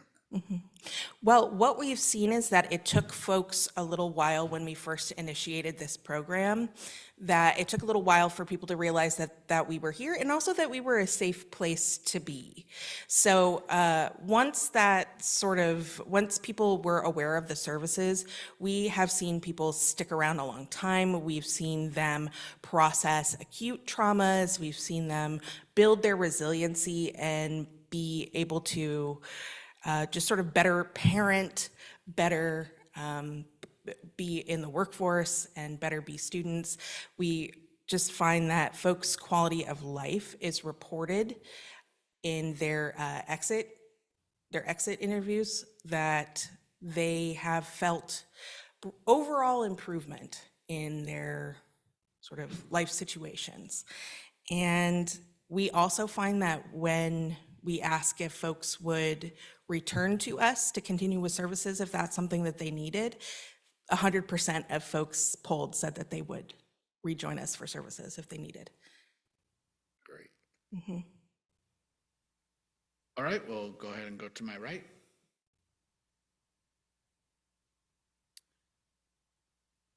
How are you measuring your success, or how are you grading or rating their exit poll?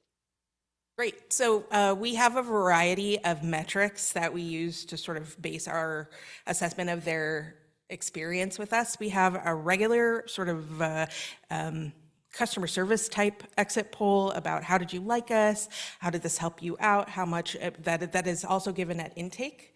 You know, we give a couple of metrics there at intake and a couple of the same ones when they leave services with us. So we are able to compare their answers to their different pieces of paper that they submit to us in their intake, and we are able to compare that to how they did on exit, and that's what we're basing our data on. We also take a certain amount of subjective data where we ask sort of how do you feel questions, and they answer in short form, and we process that sort of carefully through our process. It comes up at staff meetings and we discuss community feedback. We change our services accordingly. So for instance, if there's a structural issue getting in people's way or an administrative burden, then we're aware of those things quickly.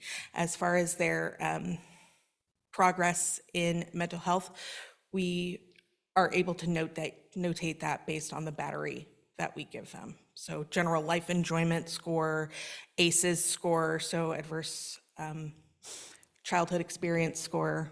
So we keep a variety of data for reporting purposes. Would you be kind enough to give me an example without naming, giving names, for example?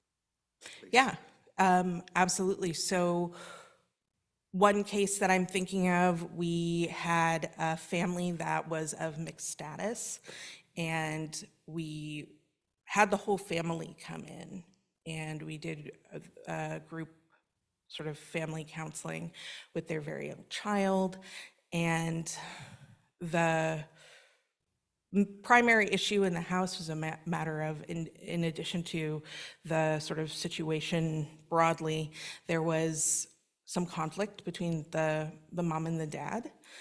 They came into our program, they did some sessions together, and they did some sessions separately, and they were able to be equipped with tools that allowed them to use things like I statements to open up the discourse between the two of them.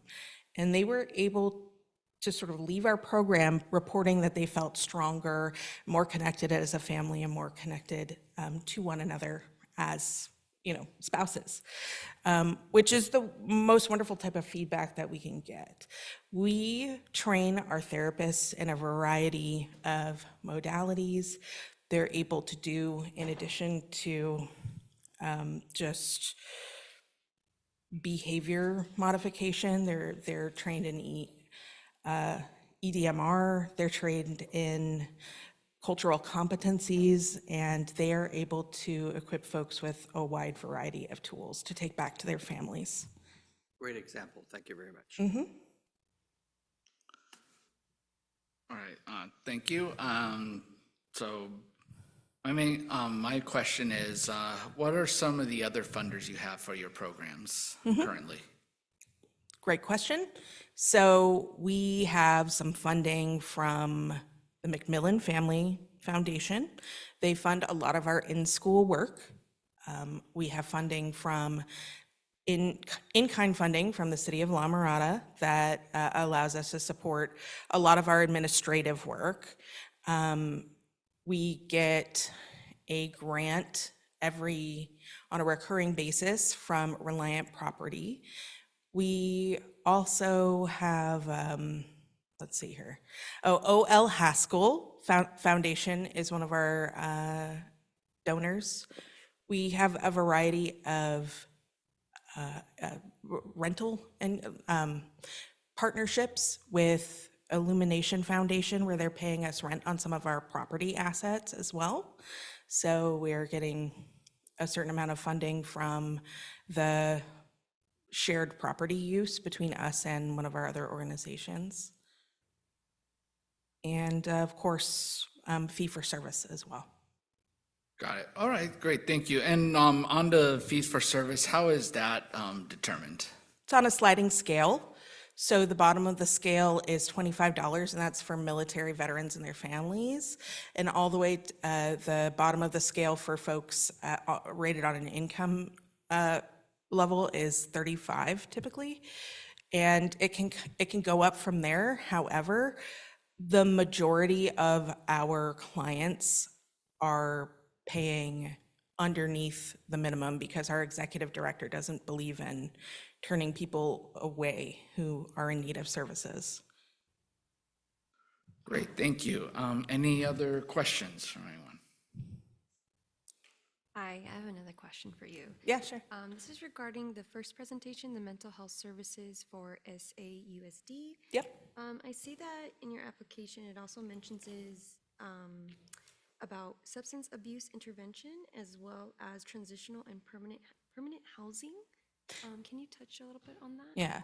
So that's we do substance use inpatient work. We have 2 inpatient locations. We have Gary House, some of you may be familiar with that, and Kairos House. Those are inpatient adult facilities. They're not necessarily, they're provided in there for background, but that's not sort of the focus of the work that we're doing there. But I'm happy to tell you about it. We're really proud of it. Gary House has been there since the 90s. They are a 12-bed drug medical facility doing substance abuse, transitional living type work. And then we also have Kairos House, which is a 6-bed facility for folks living with HIV/AIDS, as well as a substance abuse disorder.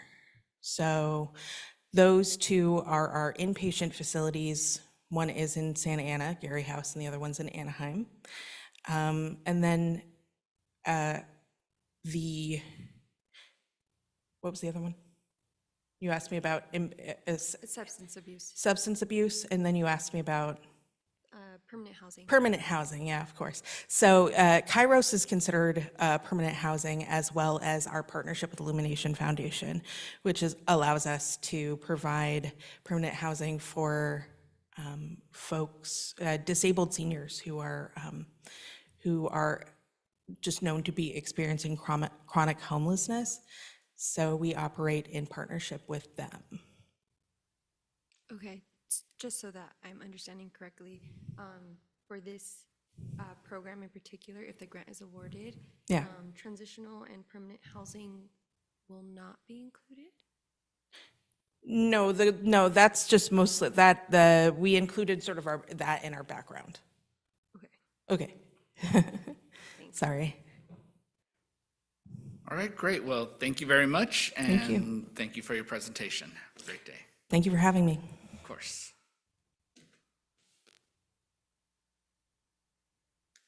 Right, is Tyre San Jose Hope Builders present? Presenting on workforce pathways for Santa Ana young adults and survivors of domestic violence. Yes, good evening. I'm Shauna Smith. I'm the Executive Director with Hope Builders and delighted to be here with you today.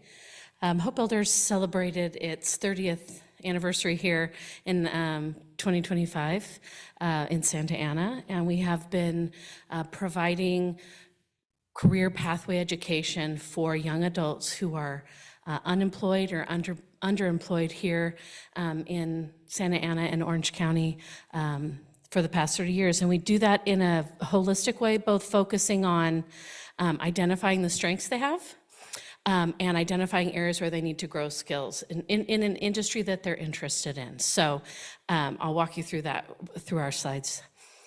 We are serving just under 300 youth annually. Most of those, our largest feeder city is the city of Santa Ana, and the largest percentage of those are from some of the most kind of disadvantaged neighborhoods in our community.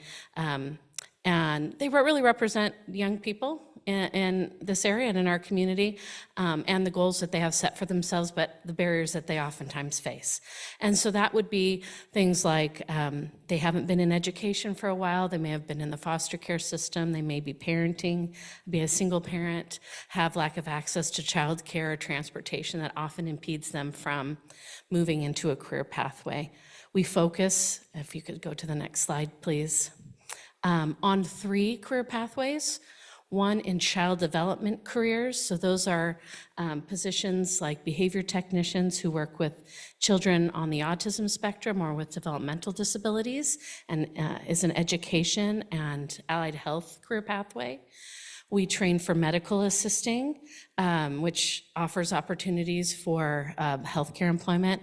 And lastly, we operate a building trades program, our construction training program, that connects our young adults to both builds their skills and connects them to employment throughout Orange County.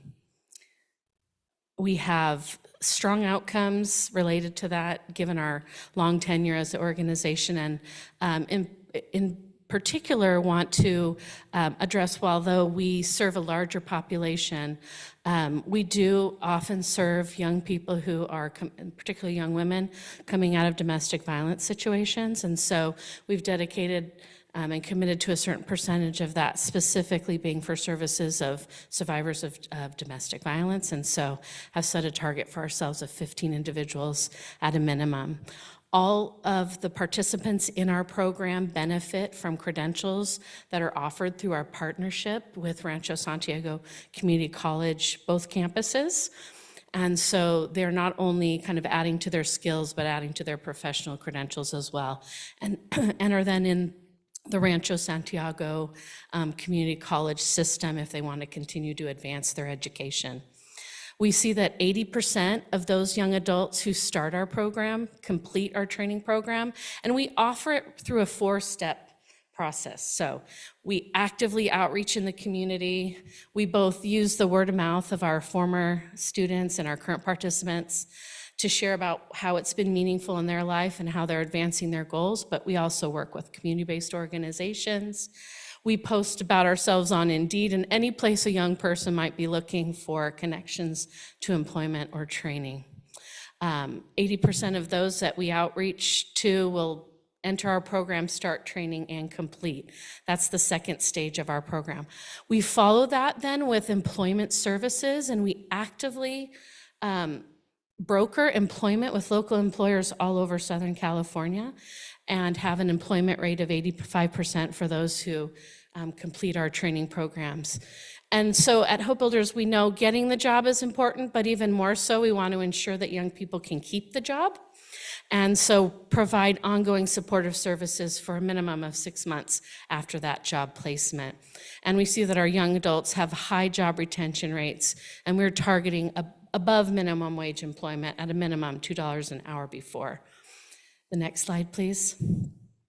We are committed to tracking and having best practices related to our financial management and our program outcomes. And so you can see on this slide how we do that through the use of strong data systems, through training of our staff, through involvement of auditors and our board of directors to ensure we have strong oversight and fiduciary management of the organization.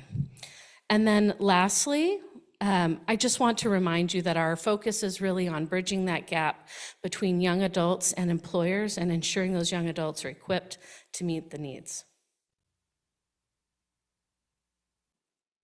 Happy to answer any questions. Great, thank you very much. We'll go ahead and start to my left. What kind of support do you need most from the community or the city? Yeah, so, our approach to our workforce development is intense. We believe we're going to work with a young person, we're going to go deep. And so typically, when we engage with a young person, they're involved with us for over a year. So support around stipends for our young adults. We offer all of our programming free of charge to them.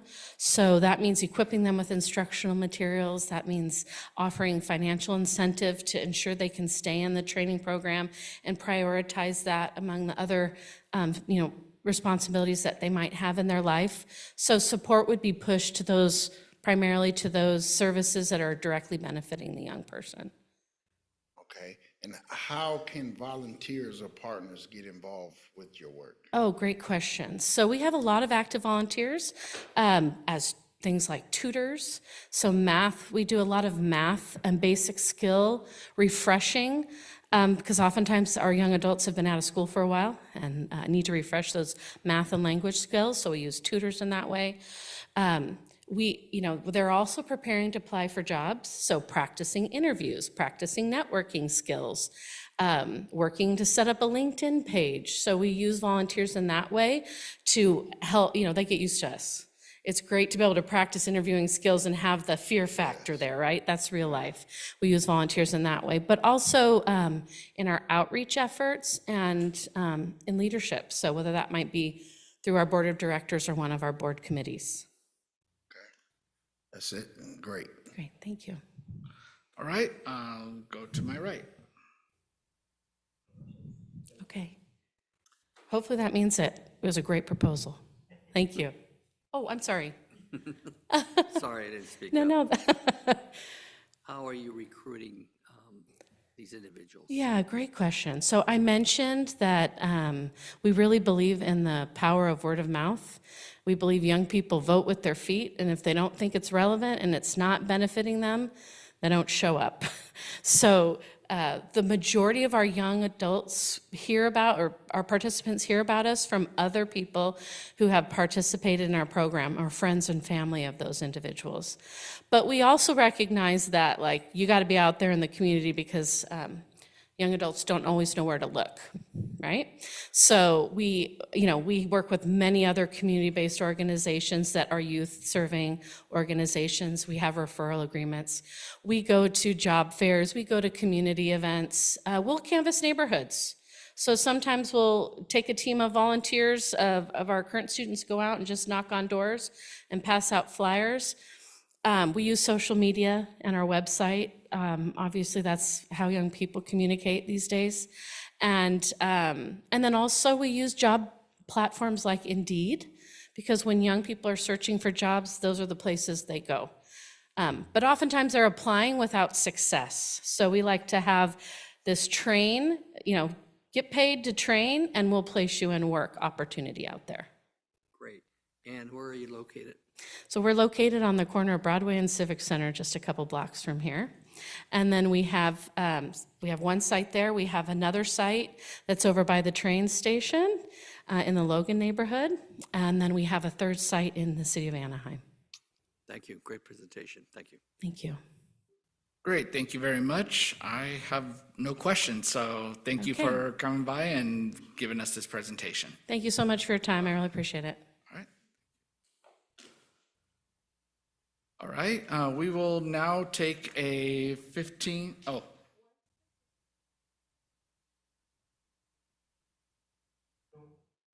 We have food for the commission in the back if you'd like to take a break, or as Bianca was saying, we could move forward with Wise Place. it's, yeah, one's here.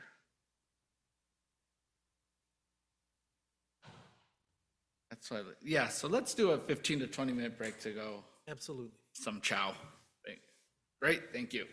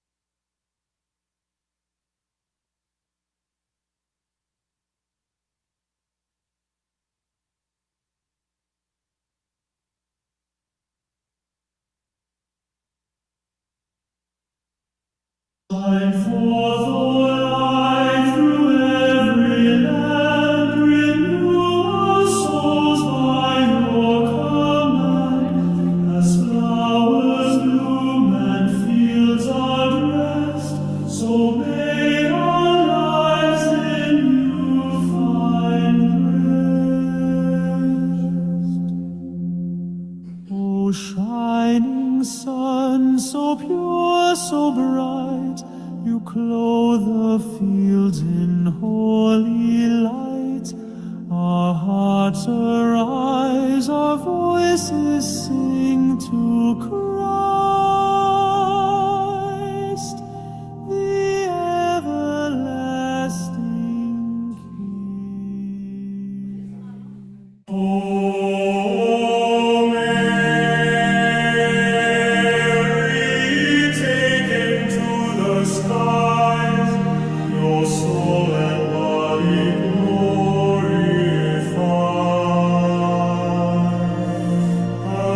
Sometimes Maria Auxilium,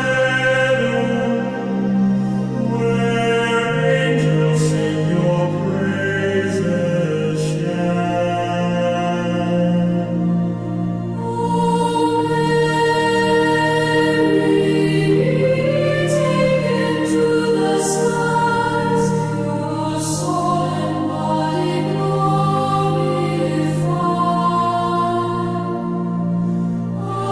Sometimes Maria Auxilium, where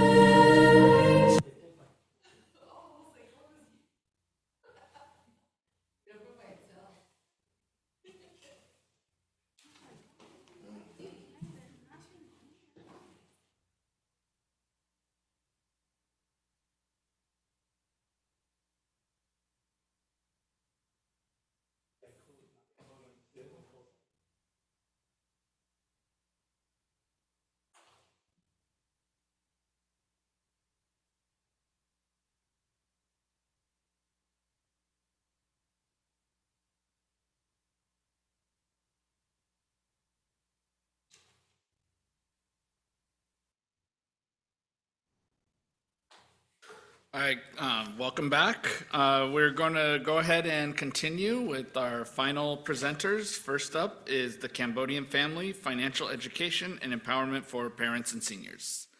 Come on up to the microphone.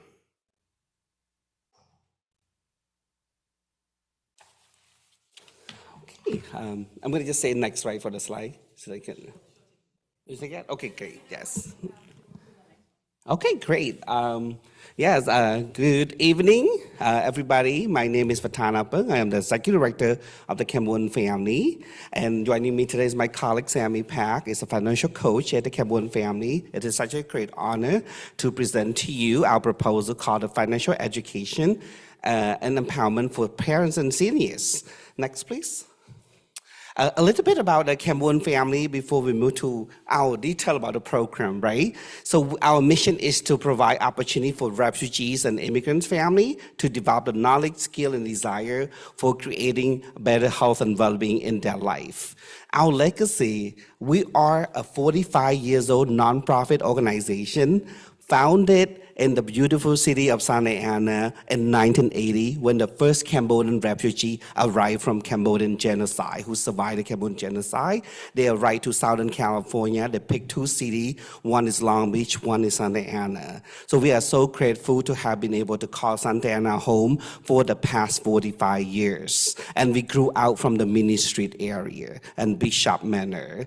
And we just celebrated our 45th anniversary of serving Santa Ana residents for 45 years. Last year, we were in this chamber last year receiving the proclamation, the historic proclamation from the city of Santa Ana declaring April as Cambodian Heritage Month. And April is our Cambodian New Year. That's why we picked April as our Cambodian Heritage Month. So we are grateful to the city for celebrating our histories, our culture, our contribution to the city. And you can see beautiful proclamation right there, and the resident who came flooded the chamber last year. And this is the picture that was back in the 1980, our youth program that was first ever created for refugee youth in the city of Santa Ana. Next, please.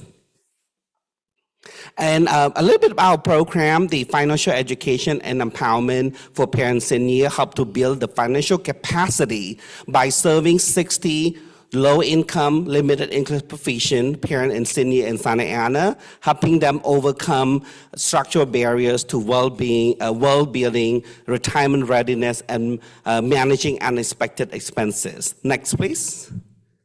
And there are a lot of unmet in our communities needs, especially one is that why we have program, because there are limited access to culturally, linguistically appropriate financial education. In the whole city of Santa Ana, there is no financial education curriculum that is available in Cambodian or Khmer. So a lot of time our community members who are monolingual or limited English ended up being referred to us, and that we're the only one that able to support. And there are also a lot of high vulnerability to debt and financial shock, especially after COVID-19. A lot of people have incurred a lot of medical debt and things like that. We want to make sure we provide education for people to be in a better place. Last but not least is a lot of scam going on for our older adult population right now. We have a single mom of 4 who live in the city of Santa Ana around Bishop Manor area, was a victim of scam. She lost $11,000. She went to Target on 7th and transferred a lot of money in there. She did not speak English. She tried to get help. She was not able to get much support. And we wish that we could be there to support her before that happened. So our commitment to prevent it from happening. So next, I would like to invite my colleague Sammy to present about our program. Thank you. Thank you so much. Next slide, please. So yes, basically our program, it's catered to our members. We customize, we do free one-on-one counseling. We could do group workshops, virtual if they don't have any time. We try to basically cater to their needs. We could do days, mornings, even weekends, evenings, to help them with the financial knowledge and workshop.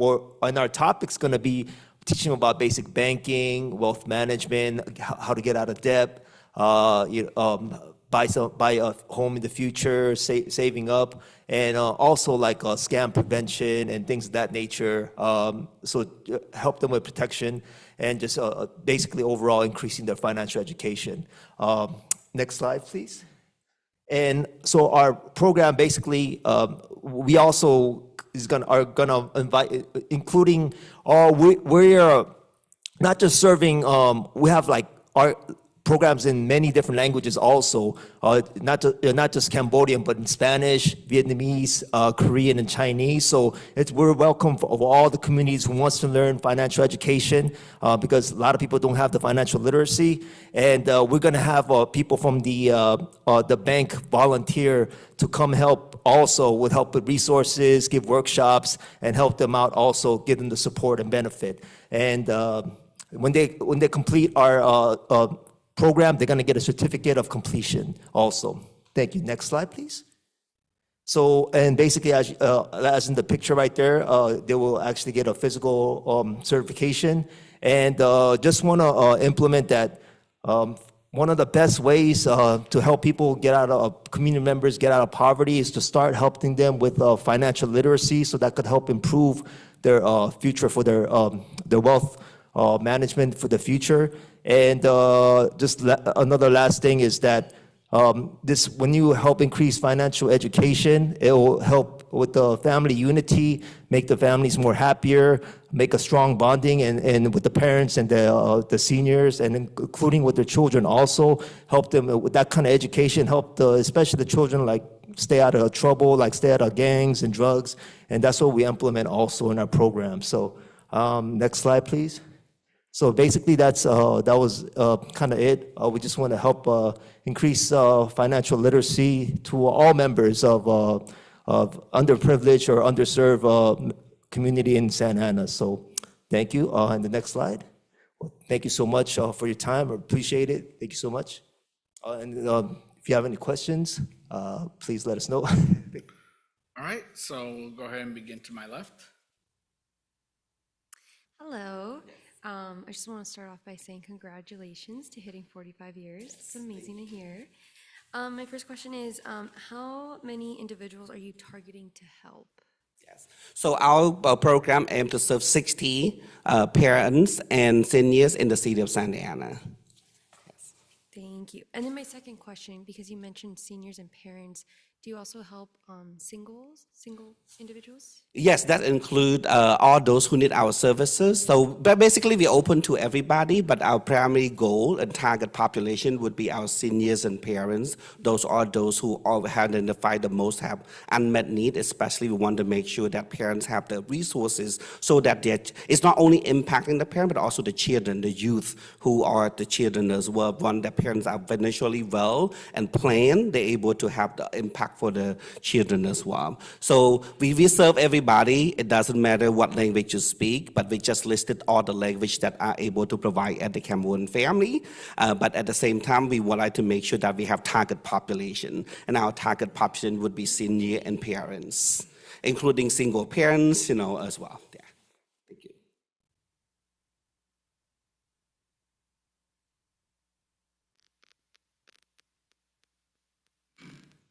What strategies are you using to expand Medi-Cal services and reach more families?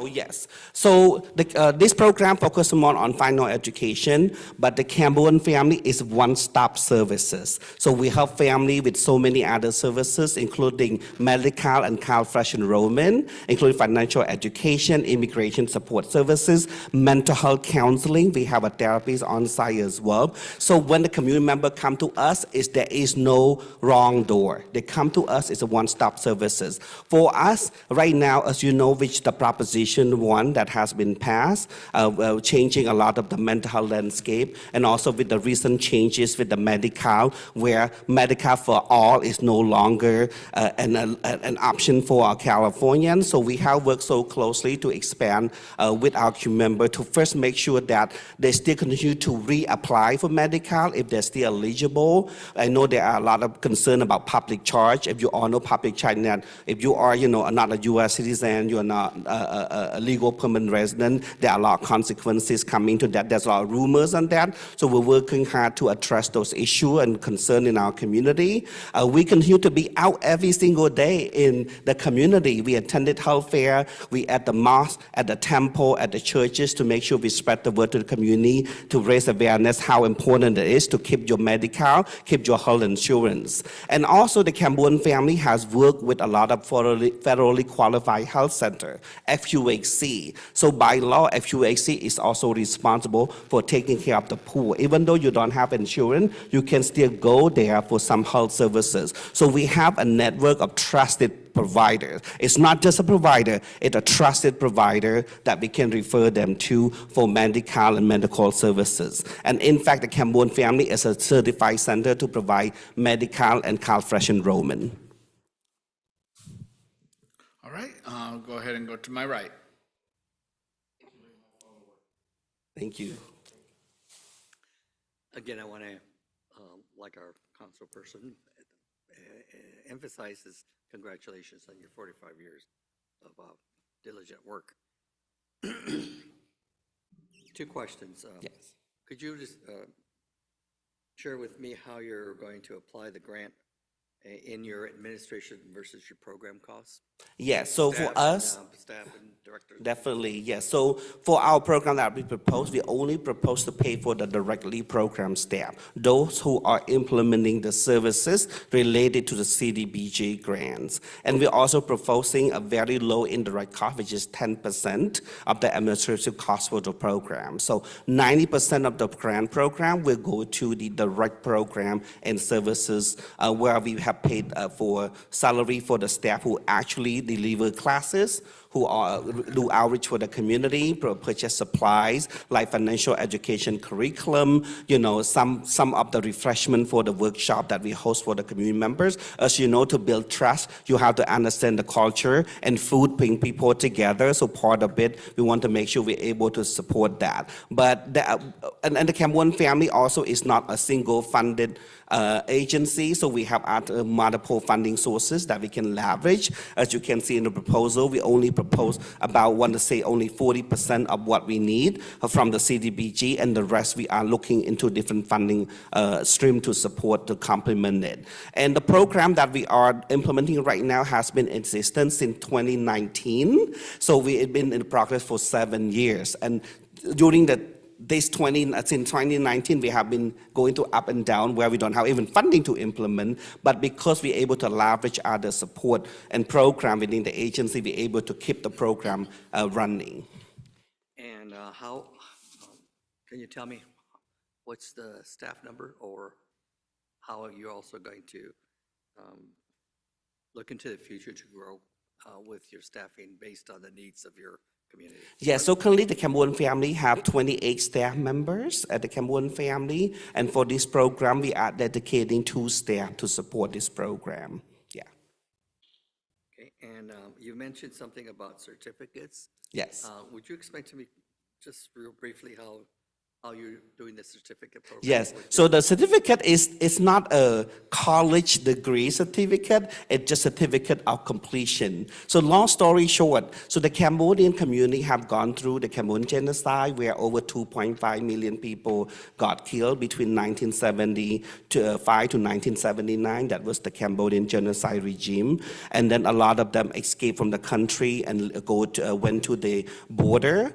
And that time, a lot of, during the regime, it was a belief of the communists, Khmer Rouge, that educated people should not exist. So they executed all educated people. So a lot of community members who came to America, they did not even complete an elementary education. So they value certificates so much. They said, my God, my time I went through war, I did not have an option to go to school. So when we talk about culturally competent services, we have to understand of where they come from, their immigration experiences, why they brought to America, right? So part of it is that the community member was so excited to just a certificate of recognition, a certificate of completion. You have completed a full-week financial education. They were so excited. So I just want to clarify, it's not like a degree through a college or anything. It's just, here's a certificate of appreciation. You can see one of the picture that they're holding certificate joyfully. They were so excited, just a piece of paper, because they said, wow, I came to America, now I got this piece of certificate to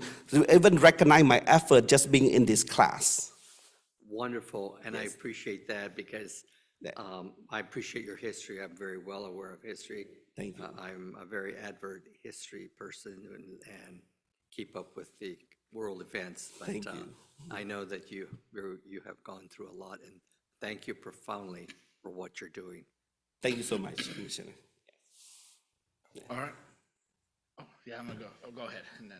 Just have one more. Congratulations on 45 years. My question to you is, what is the Cambodian family's main goals for the next 5 years? Yes, our main goal is to be a sustainable agency, to be able to build. So the Cambodian family now is relying on grant from grant basis. So it's not sustainable. The services are not sustainable for the community. Our goal is to be able to be sustained. So our goal is to next 5 years become a medical billing agency so that we can build medical, create general revenue, sustained revenue to support other community services so that we don't have to come to the city to ask for 100% of the funding, maybe just 20%, while 80% of our funding can be generated from our medical billing. And that is one. And the second one is that we still want to be a community that is recognized in the city, that is want to be acknowledged in the city, as we have brought the city, the diversity, the beauty and the diversity to the city as well. So we want to make sure that we in a diverse culture is that. Thank you. Thank you. All right, welcome. My one question, where are some of the target neighborhoods that you'll be doing outreach to? in Yeah, the city? so we have 3 target neighborhood. The first one would be around Mini Street and Bishop areas where we predominantly the Cameroon community and our Latinx community are. So we will be around that area a lot frequently to do the outreach and education and recruiting. And the second target area would be at Jamri Housing Apartment Complex, which is around Mini Street, past the Bishop Manor a little bit on a mission. And we are providing a lot of services at the resident, at the Jamboree Housing, and that is another, our second target as well. Great, thank you very much. Thank you. That, and no more questions? Mr. Chairman? Yes. One more question. Are you open to other cultures? I know you're focused on helping your community. Yes. Latinos, African Americans, Yeah. et cetera, et cetera. how are you applying to other cultures? Oh, yeah, we definitely, like I said, we are the one-stop services center, our center, even though the Camboon family is the name, because we were created by the Camboon refugee, we still want to honor the founders and things, but our services is open to everybody. And we have staff who speak different 5 languages, and even though we do not have the staff in-house, we do have a trusted referral network that we work with, that we know that who to go there. For example, we have a client who were the immigration scam victim, and was not able to speak the Farsi language, but we were able to refer them to a partner who speak Farsi, language, and then we're able to connect that dot for them as well. So basically, for us, if we're able to do in-house, we're happy to do that. But if not, we do have a network of trusted community partners and legal services that we have worked for the past 45 years that we can refer to. We want to make sure that the community member is being hand-on to the right person and to the right place. So again, if other Latinos, other cultures come in and seek help because they're friends of a Cambodian family, Yes. you would also help them? Definitely. We have other resources, a Definitely. one-stop shop. Yeah, definitely. In fact, 35% of our clients are Latino, identify as Latino population. Oh, I appreciate it. Yes. Thank you very much. I will share with all the commissioner too. This is our annual impact report. And if you go to our 3rd page, you would see our client demographic information. The Camboon family is very intentional about collecting data to make sure that we're reporting back to the community who we serve, what services we offer. To the community. So if you have time, feel free to go through all of the information that we have in here. And we just one email away, one call away. Feel free to, come and stop by. We're on 4th Street, so which is about 10 minutes away from here. Well, again, I want to thank you for your diligence and your professionalism. I will be reading your report. Yes, thank you so much. Appreciate it. Thank you. All right, thank you very much. All right. I'd like to call our final presentation, Wise Place, Steps to Independence. Welcome.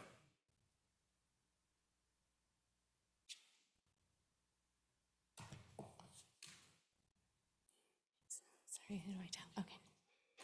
Hi, everybody. I'm so glad that you ate and took a break. That was really amazing music that you all walked back to.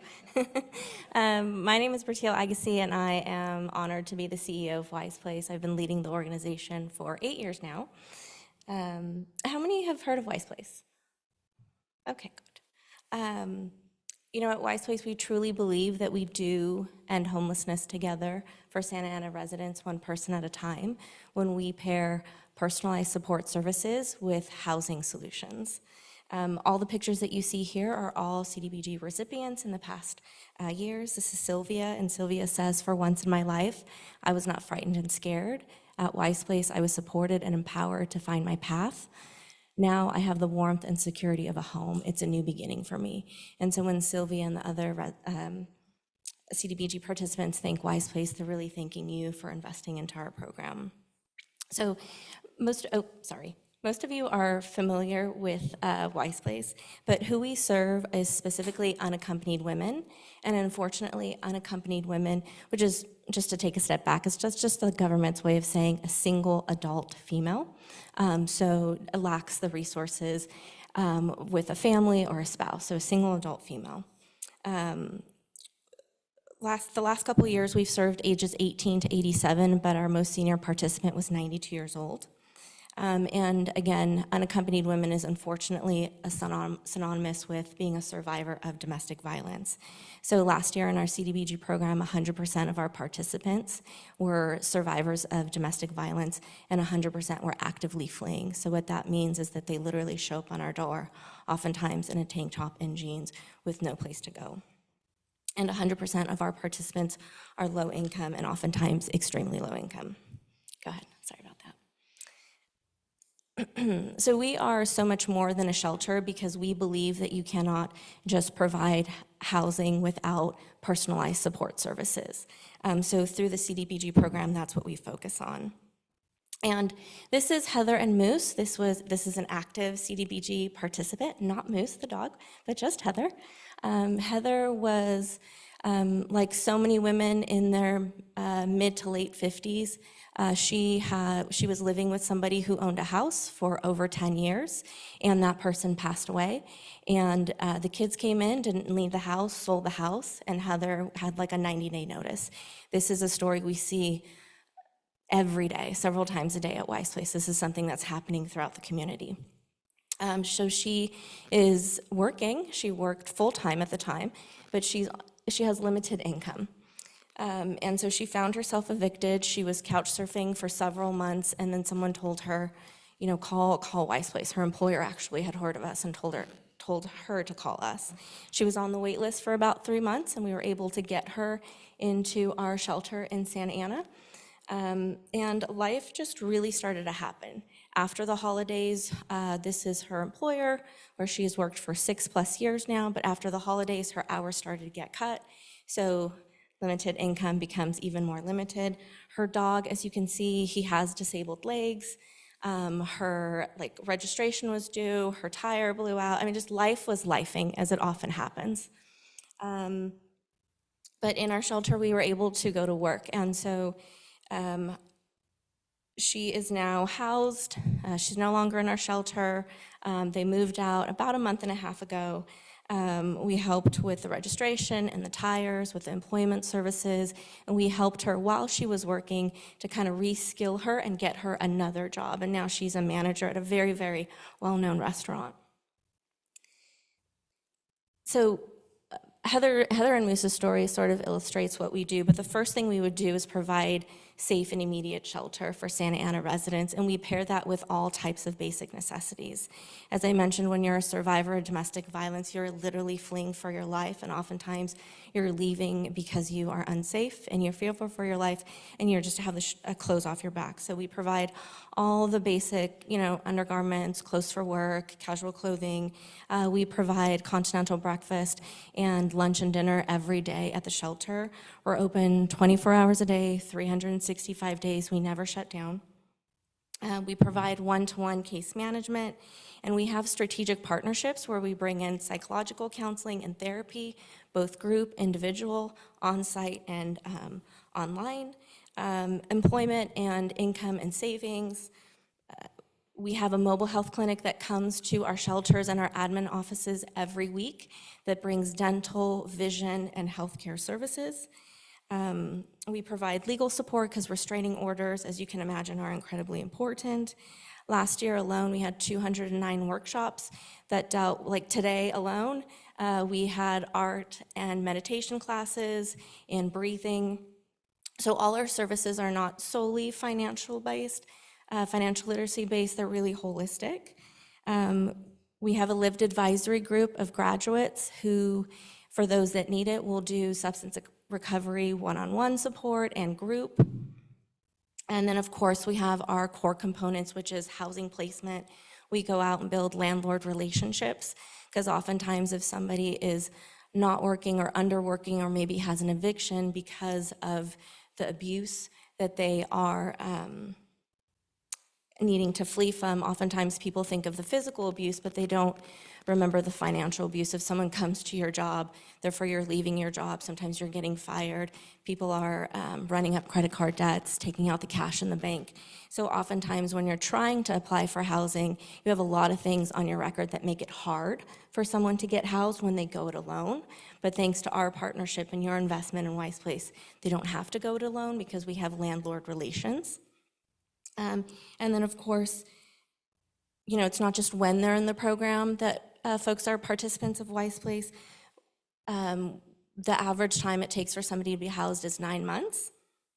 However, when somebody is a graduate and housed, we still see them 2 to 4 times a month every month for at least 2 years. And after that 2 years, we're only just a phone call away. Slide. And last but not least, you have this in your proposal, but this is an investment in the community for a total of 20 unduplicated Santa Ana residents for the investment of $40,000, which is an average of $4,000 per person. And these are our outcomes. So again, legal is incredibly important.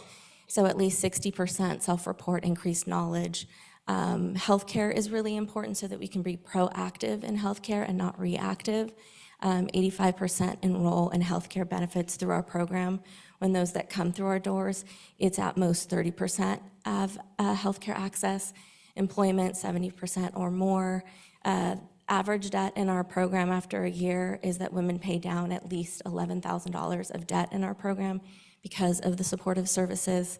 Financial literacy, 100% have increased knowledge, have a budget that works for them. That's a basic part of case management. And of course, the housing stability. So 90% or more graduate from our program with long-term. So it's not just attaining housing, but it's sustaining housing 2 years more after we track. And we say 90% in our proposal, but we've never dipped below 95%. And so when you think about it, that's really just one person a year in the CDBG program that usually, because of a loss of a job, comes back to our shelter for a few months and then goes back into housing. Thank you. Thank you very much. Go to my left for questions.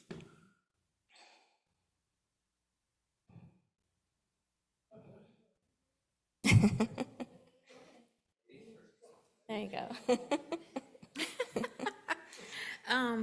You said there's a 9-month limit living there? Is that correct, or? No, my apologies if that was confusing. On average, we see housing success 9 months after being in our shelter. Okay. But then someone is a graduate, and so services continue. And do you have another Wise Place? Because I knew before they had two. So you're probably referring to up the street on Broadway, where we have permanent supportive housing. We just opened March of 2025. Yes. And then we have 2 confidential shelters, so single-family residents. We used to have very congregate settings, as you all remember. We had a gymnasium that had over 100 women at one time. And so we learned a lot of good lessons for that. And so we operate much smaller now. So we'll have like a 5-bedroom house, and each woman gets a bedroom, and then it's congregate kitchen and living room. Oh, all right. Yeah. Thank you. Thank you. All right. Go ahead. How do you plan to adapt your programs to meet the evolving needs of women in recovery? Yeah, that's a great question. We've done a lot in this area. It still never feels like enough because everyone's journey is so different. So there, as you may know, there's a lot of great NA resources right here in this immediate neighborhood where our shelters are. So for some, that involvement is enough, but we really, starting last year, have a paid lived advisory where we brought in our graduates, and we have, everyone gets, I wouldn't say it's a sponsor, but it's kind of one-on-one kind of pairing. So that person is always just a phone call away, and that's somebody who has been there and, is in recovery themselves. And so that has been really meaningful the last year, because oftentimes it can feel like I can't do this and this isn't going to work, or this is too hard. And that our lived advisory group comes in and says, I was there too. And I think that is the most powerful thing that we could do, because they're not only just in recovery, but they were Santa Ana residents, and they were in our program. So I think those linkages, we've seen a lot of really positive personalized support at midnight, on Christmas, on, just whenever you need it, that person's a phone call away. Oh, my mic is off. What role do you see technology or digital tools playing in supporting your clients' independence, being that now everything is so digital? Mm-hmm. Some may not know how to use these digital tools. Right. That's a really interesting question. Everyone has a cell phone, which is great. We have a computer lab in all of our shelters. And the 209 workshops that I mentioned, some are recovery and some are financial literacy, but some are computer classes. And we have the support of over 1,300 community volunteers and corporate volunteers that will come in and sit with somebody. So I think first it's just upskilling and reskilling, basic, this is the internet, this is the computer, let's get you an appropriate email so we can put that on your resume. This is phone etiquette. I think that's where we start with the technology piece, but if you're referring to using like smart technology or ChatGPT or things like that, is that specifically what you're referring to? Yeah, I think we're really good at the basics. I think, as technology evolves, how do we kind of work smarter and not harder? I don't know that we focus on ChatGPT or things like that, but we will focus on the core skills. Thank you. Thank you. All right, we'll go to my right.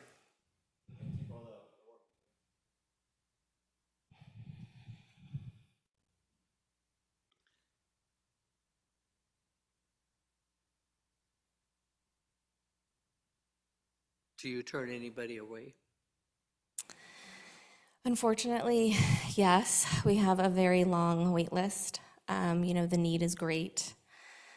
We are a preferred partner with United Ways 211. We're the only organization in all of Orange County that's specifically focused on unaccompanied women. If all phone calls are going to one organization, we will unfortunately have to not be able to serve everybody when we want to serve them. So the wait list is definitely a struggle, but there's no fees for our services, and so there's no sliding scale fee. There's none of that. That would be a barrier. It's just, do we have enough housing? Do we have enough shelter? And unfortunately, the answer to that is no. And do you have resources that you can divert these people to? Definitely. As I mentioned, we're a preferred partner with United Way, which means for survivors of domestic violence, there are 4 domestic violence, solely domestic violence shelters. We're the only non-domestic violence shelter that is a part of that collaborative, because that's how strong our programs are. And so we refer out to Interval House, Radiant Futures, Human Options, and Laura's House as the 4 DV shelters. So when we have a ton of families or like single moms with kids that call us, and so we refer to the family organizations, and they do the same with unaccompanied women to us. And we also have tried to get around, the sad reality is there will never be enough shelter, right? And so we started 2 years ago being able to draw down about $1 million of rental assistance every year. Actually, we started that about 3 years ago. And so we put in the hands of mainly Santa Ana residents about $800,000 of rental assistance. And so we come in, we do landlord relations, and we pay the rent for 2 years. So that just like if someone was in our shelter for 2 years, we would provide support. So these are kind of strategic and creative ways, knowing that we'll never have enough shelter. We haven't just said, okay, well, wait till a room's open. We've done these other creative things to support more and more women in the community, especially Santa Ana residents. Well, thank you for the great work. Thank you for your transparency and your honesty. Thank you very much. Thank you. All right, thank you. I have one more question on this. General question. How does someone get involved as a volunteer with Wise Place? I love that question. I would invite you all to take a tour. If you have not, I would love to give you a tour. We have different volunteer opportunities. So like every Tuesday at Broadway at our housing just up the street, we have volunteers that will come and we will serve dinner. And then we'll usually do like a bingo or a movie night or make puzzles together, because socializing when you're experiencing homelessness and building community is incredibly important. So we love to do that. We, like today, as I mentioned, we had 2 workshops back to back. And one was it's a therapist, and so she was teaching like personal self-empowerment, and she incorporated breathing and yoga and stretching into that. So it was a wellness workshop. If you have computer skills, you're interested in technology, so if you'd love to share some of those computer skills with us, financial literacy, It really is. We like to ask you what your talent is, and I know you all are talented. And so, again, we have our core programs. Like you can watch movies, you can build a puzzle, you could serve a meal. Serving a meal is very popular. We have a lot of programming during the holidays because we are open on Thanksgiving Day, on Christmas Day, on New Year's Eve Day, because we're open 24/7. So we have a lot of activities. One last thing, what makes Wise Place different from all the other places, recovery places? Yeah, so, so we're not specifically a recovery home, but it's just one of our core competencies. I've had the pleasure of working for 4 different nonprofits in the last 21 years. I've been at Wise Place for going on to 8 years now, and I've never seen such community and specifically sisterhood in the women that we serve like I have at Wise Place. Because when you're an unaccompanied woman and you're experiencing homelessness, you've gone from living in your car, you've gone from couch surfing, you've stayed in unsafe relationships. And when you come to Wise Place, you get to, often people ask me, well, what happens in the first 1 or 2 days? And I'm like, women sleep because it's the first time they feel safe to sleep. And I think, when you've gone through that journey, whether it's recovery or not, to befriend someone and no longer be alone and have family where you didn't have family is something that I have never experienced. And I've worked for Big Brothers Big I've worked for an amazing nonprofits throughout my career, but the sisterhood and the sense of chosen family is something that I haven't experienced in any nonprofit that I've worked for. Okay, thank you. You guys do great work. I'm aware of Wise Place, so had a couple other questions, but thank you for your service. Okay, yeah. Thank you for investment. We can't do what we do without you, and I truly mean that from the bottom of my heart. Thank you. All right, thank you. And I actually have no questions, so thank you for your time. And we definitely look forward to, what comes next. So thank you. Oh, yeah, we're that done. was, okay. Yeah. Sorry, I Thank had another you. question. Thank you. Thank you. All right, that completes all our presentations. And so we'll move on to staff member comments. Does staff have any comments they wish to share with the commission? I just want to thank the commission for all their diligence and patience. And I was going to ask you if you thought the 15-minute time frame works. Should we reduce it to a 10-minute time frame? But this would be 2 years from now. But now I saw, it works well. Sometimes, you need that little flexibility there, and it gives us the break during the time frame. So, but if you guys have any way that you think we could improve, if it's the time frame, does 3 to 7 work? You want to do 5 to 9? I mean, that might be difficult. So whatever, get your comments to staff. We're always open to ideas. It'll be another 2 years, right, before we go through this process once again. But feel free to voice your opinion because it matters to us. So. All right, great. And the other, yes. I just wanted to say thank you so much for staying with us in the last 2 nights. Hopefully you have a better opportunity when you're going over your applications, just to kind of put a face to all these applications that you're reading through, and you are making a huge impact. So thank you so much for your time and support. Great, thank you so much. And thank you for, both for giving us this opportunity to be a part of this process.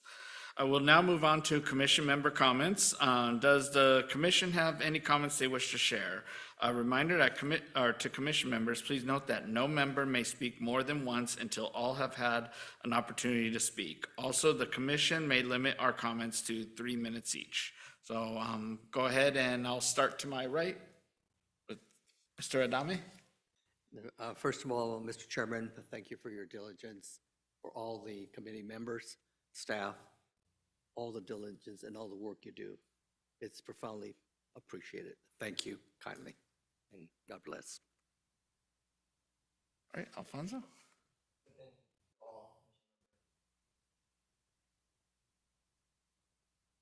All right, we'll go to my left with Jackie. Yeah, thank you so much to the staff and to my commission for enduring all of this with us all together in a group. This has been really great. I'm really excited as a member of the ad hoc community to move forward and see how this progresses. Thank you. All right, and Vivian? I just want to thank everyone, and the only one I knew was the Weiss Blaze. So it was interesting to learn more about all the other groups and stuff. So thank you again. Thanks to staff and thanks to you giving me this, because I was able to go do some homework. That's why I had more questions today. I'm not on the ad hoc, so I didn't see the applications, but by having this information, I spent a little bit of time online going over stuff and looking at stuff, so I was able to prepare questions based off the information I was able to research. So thank you for this.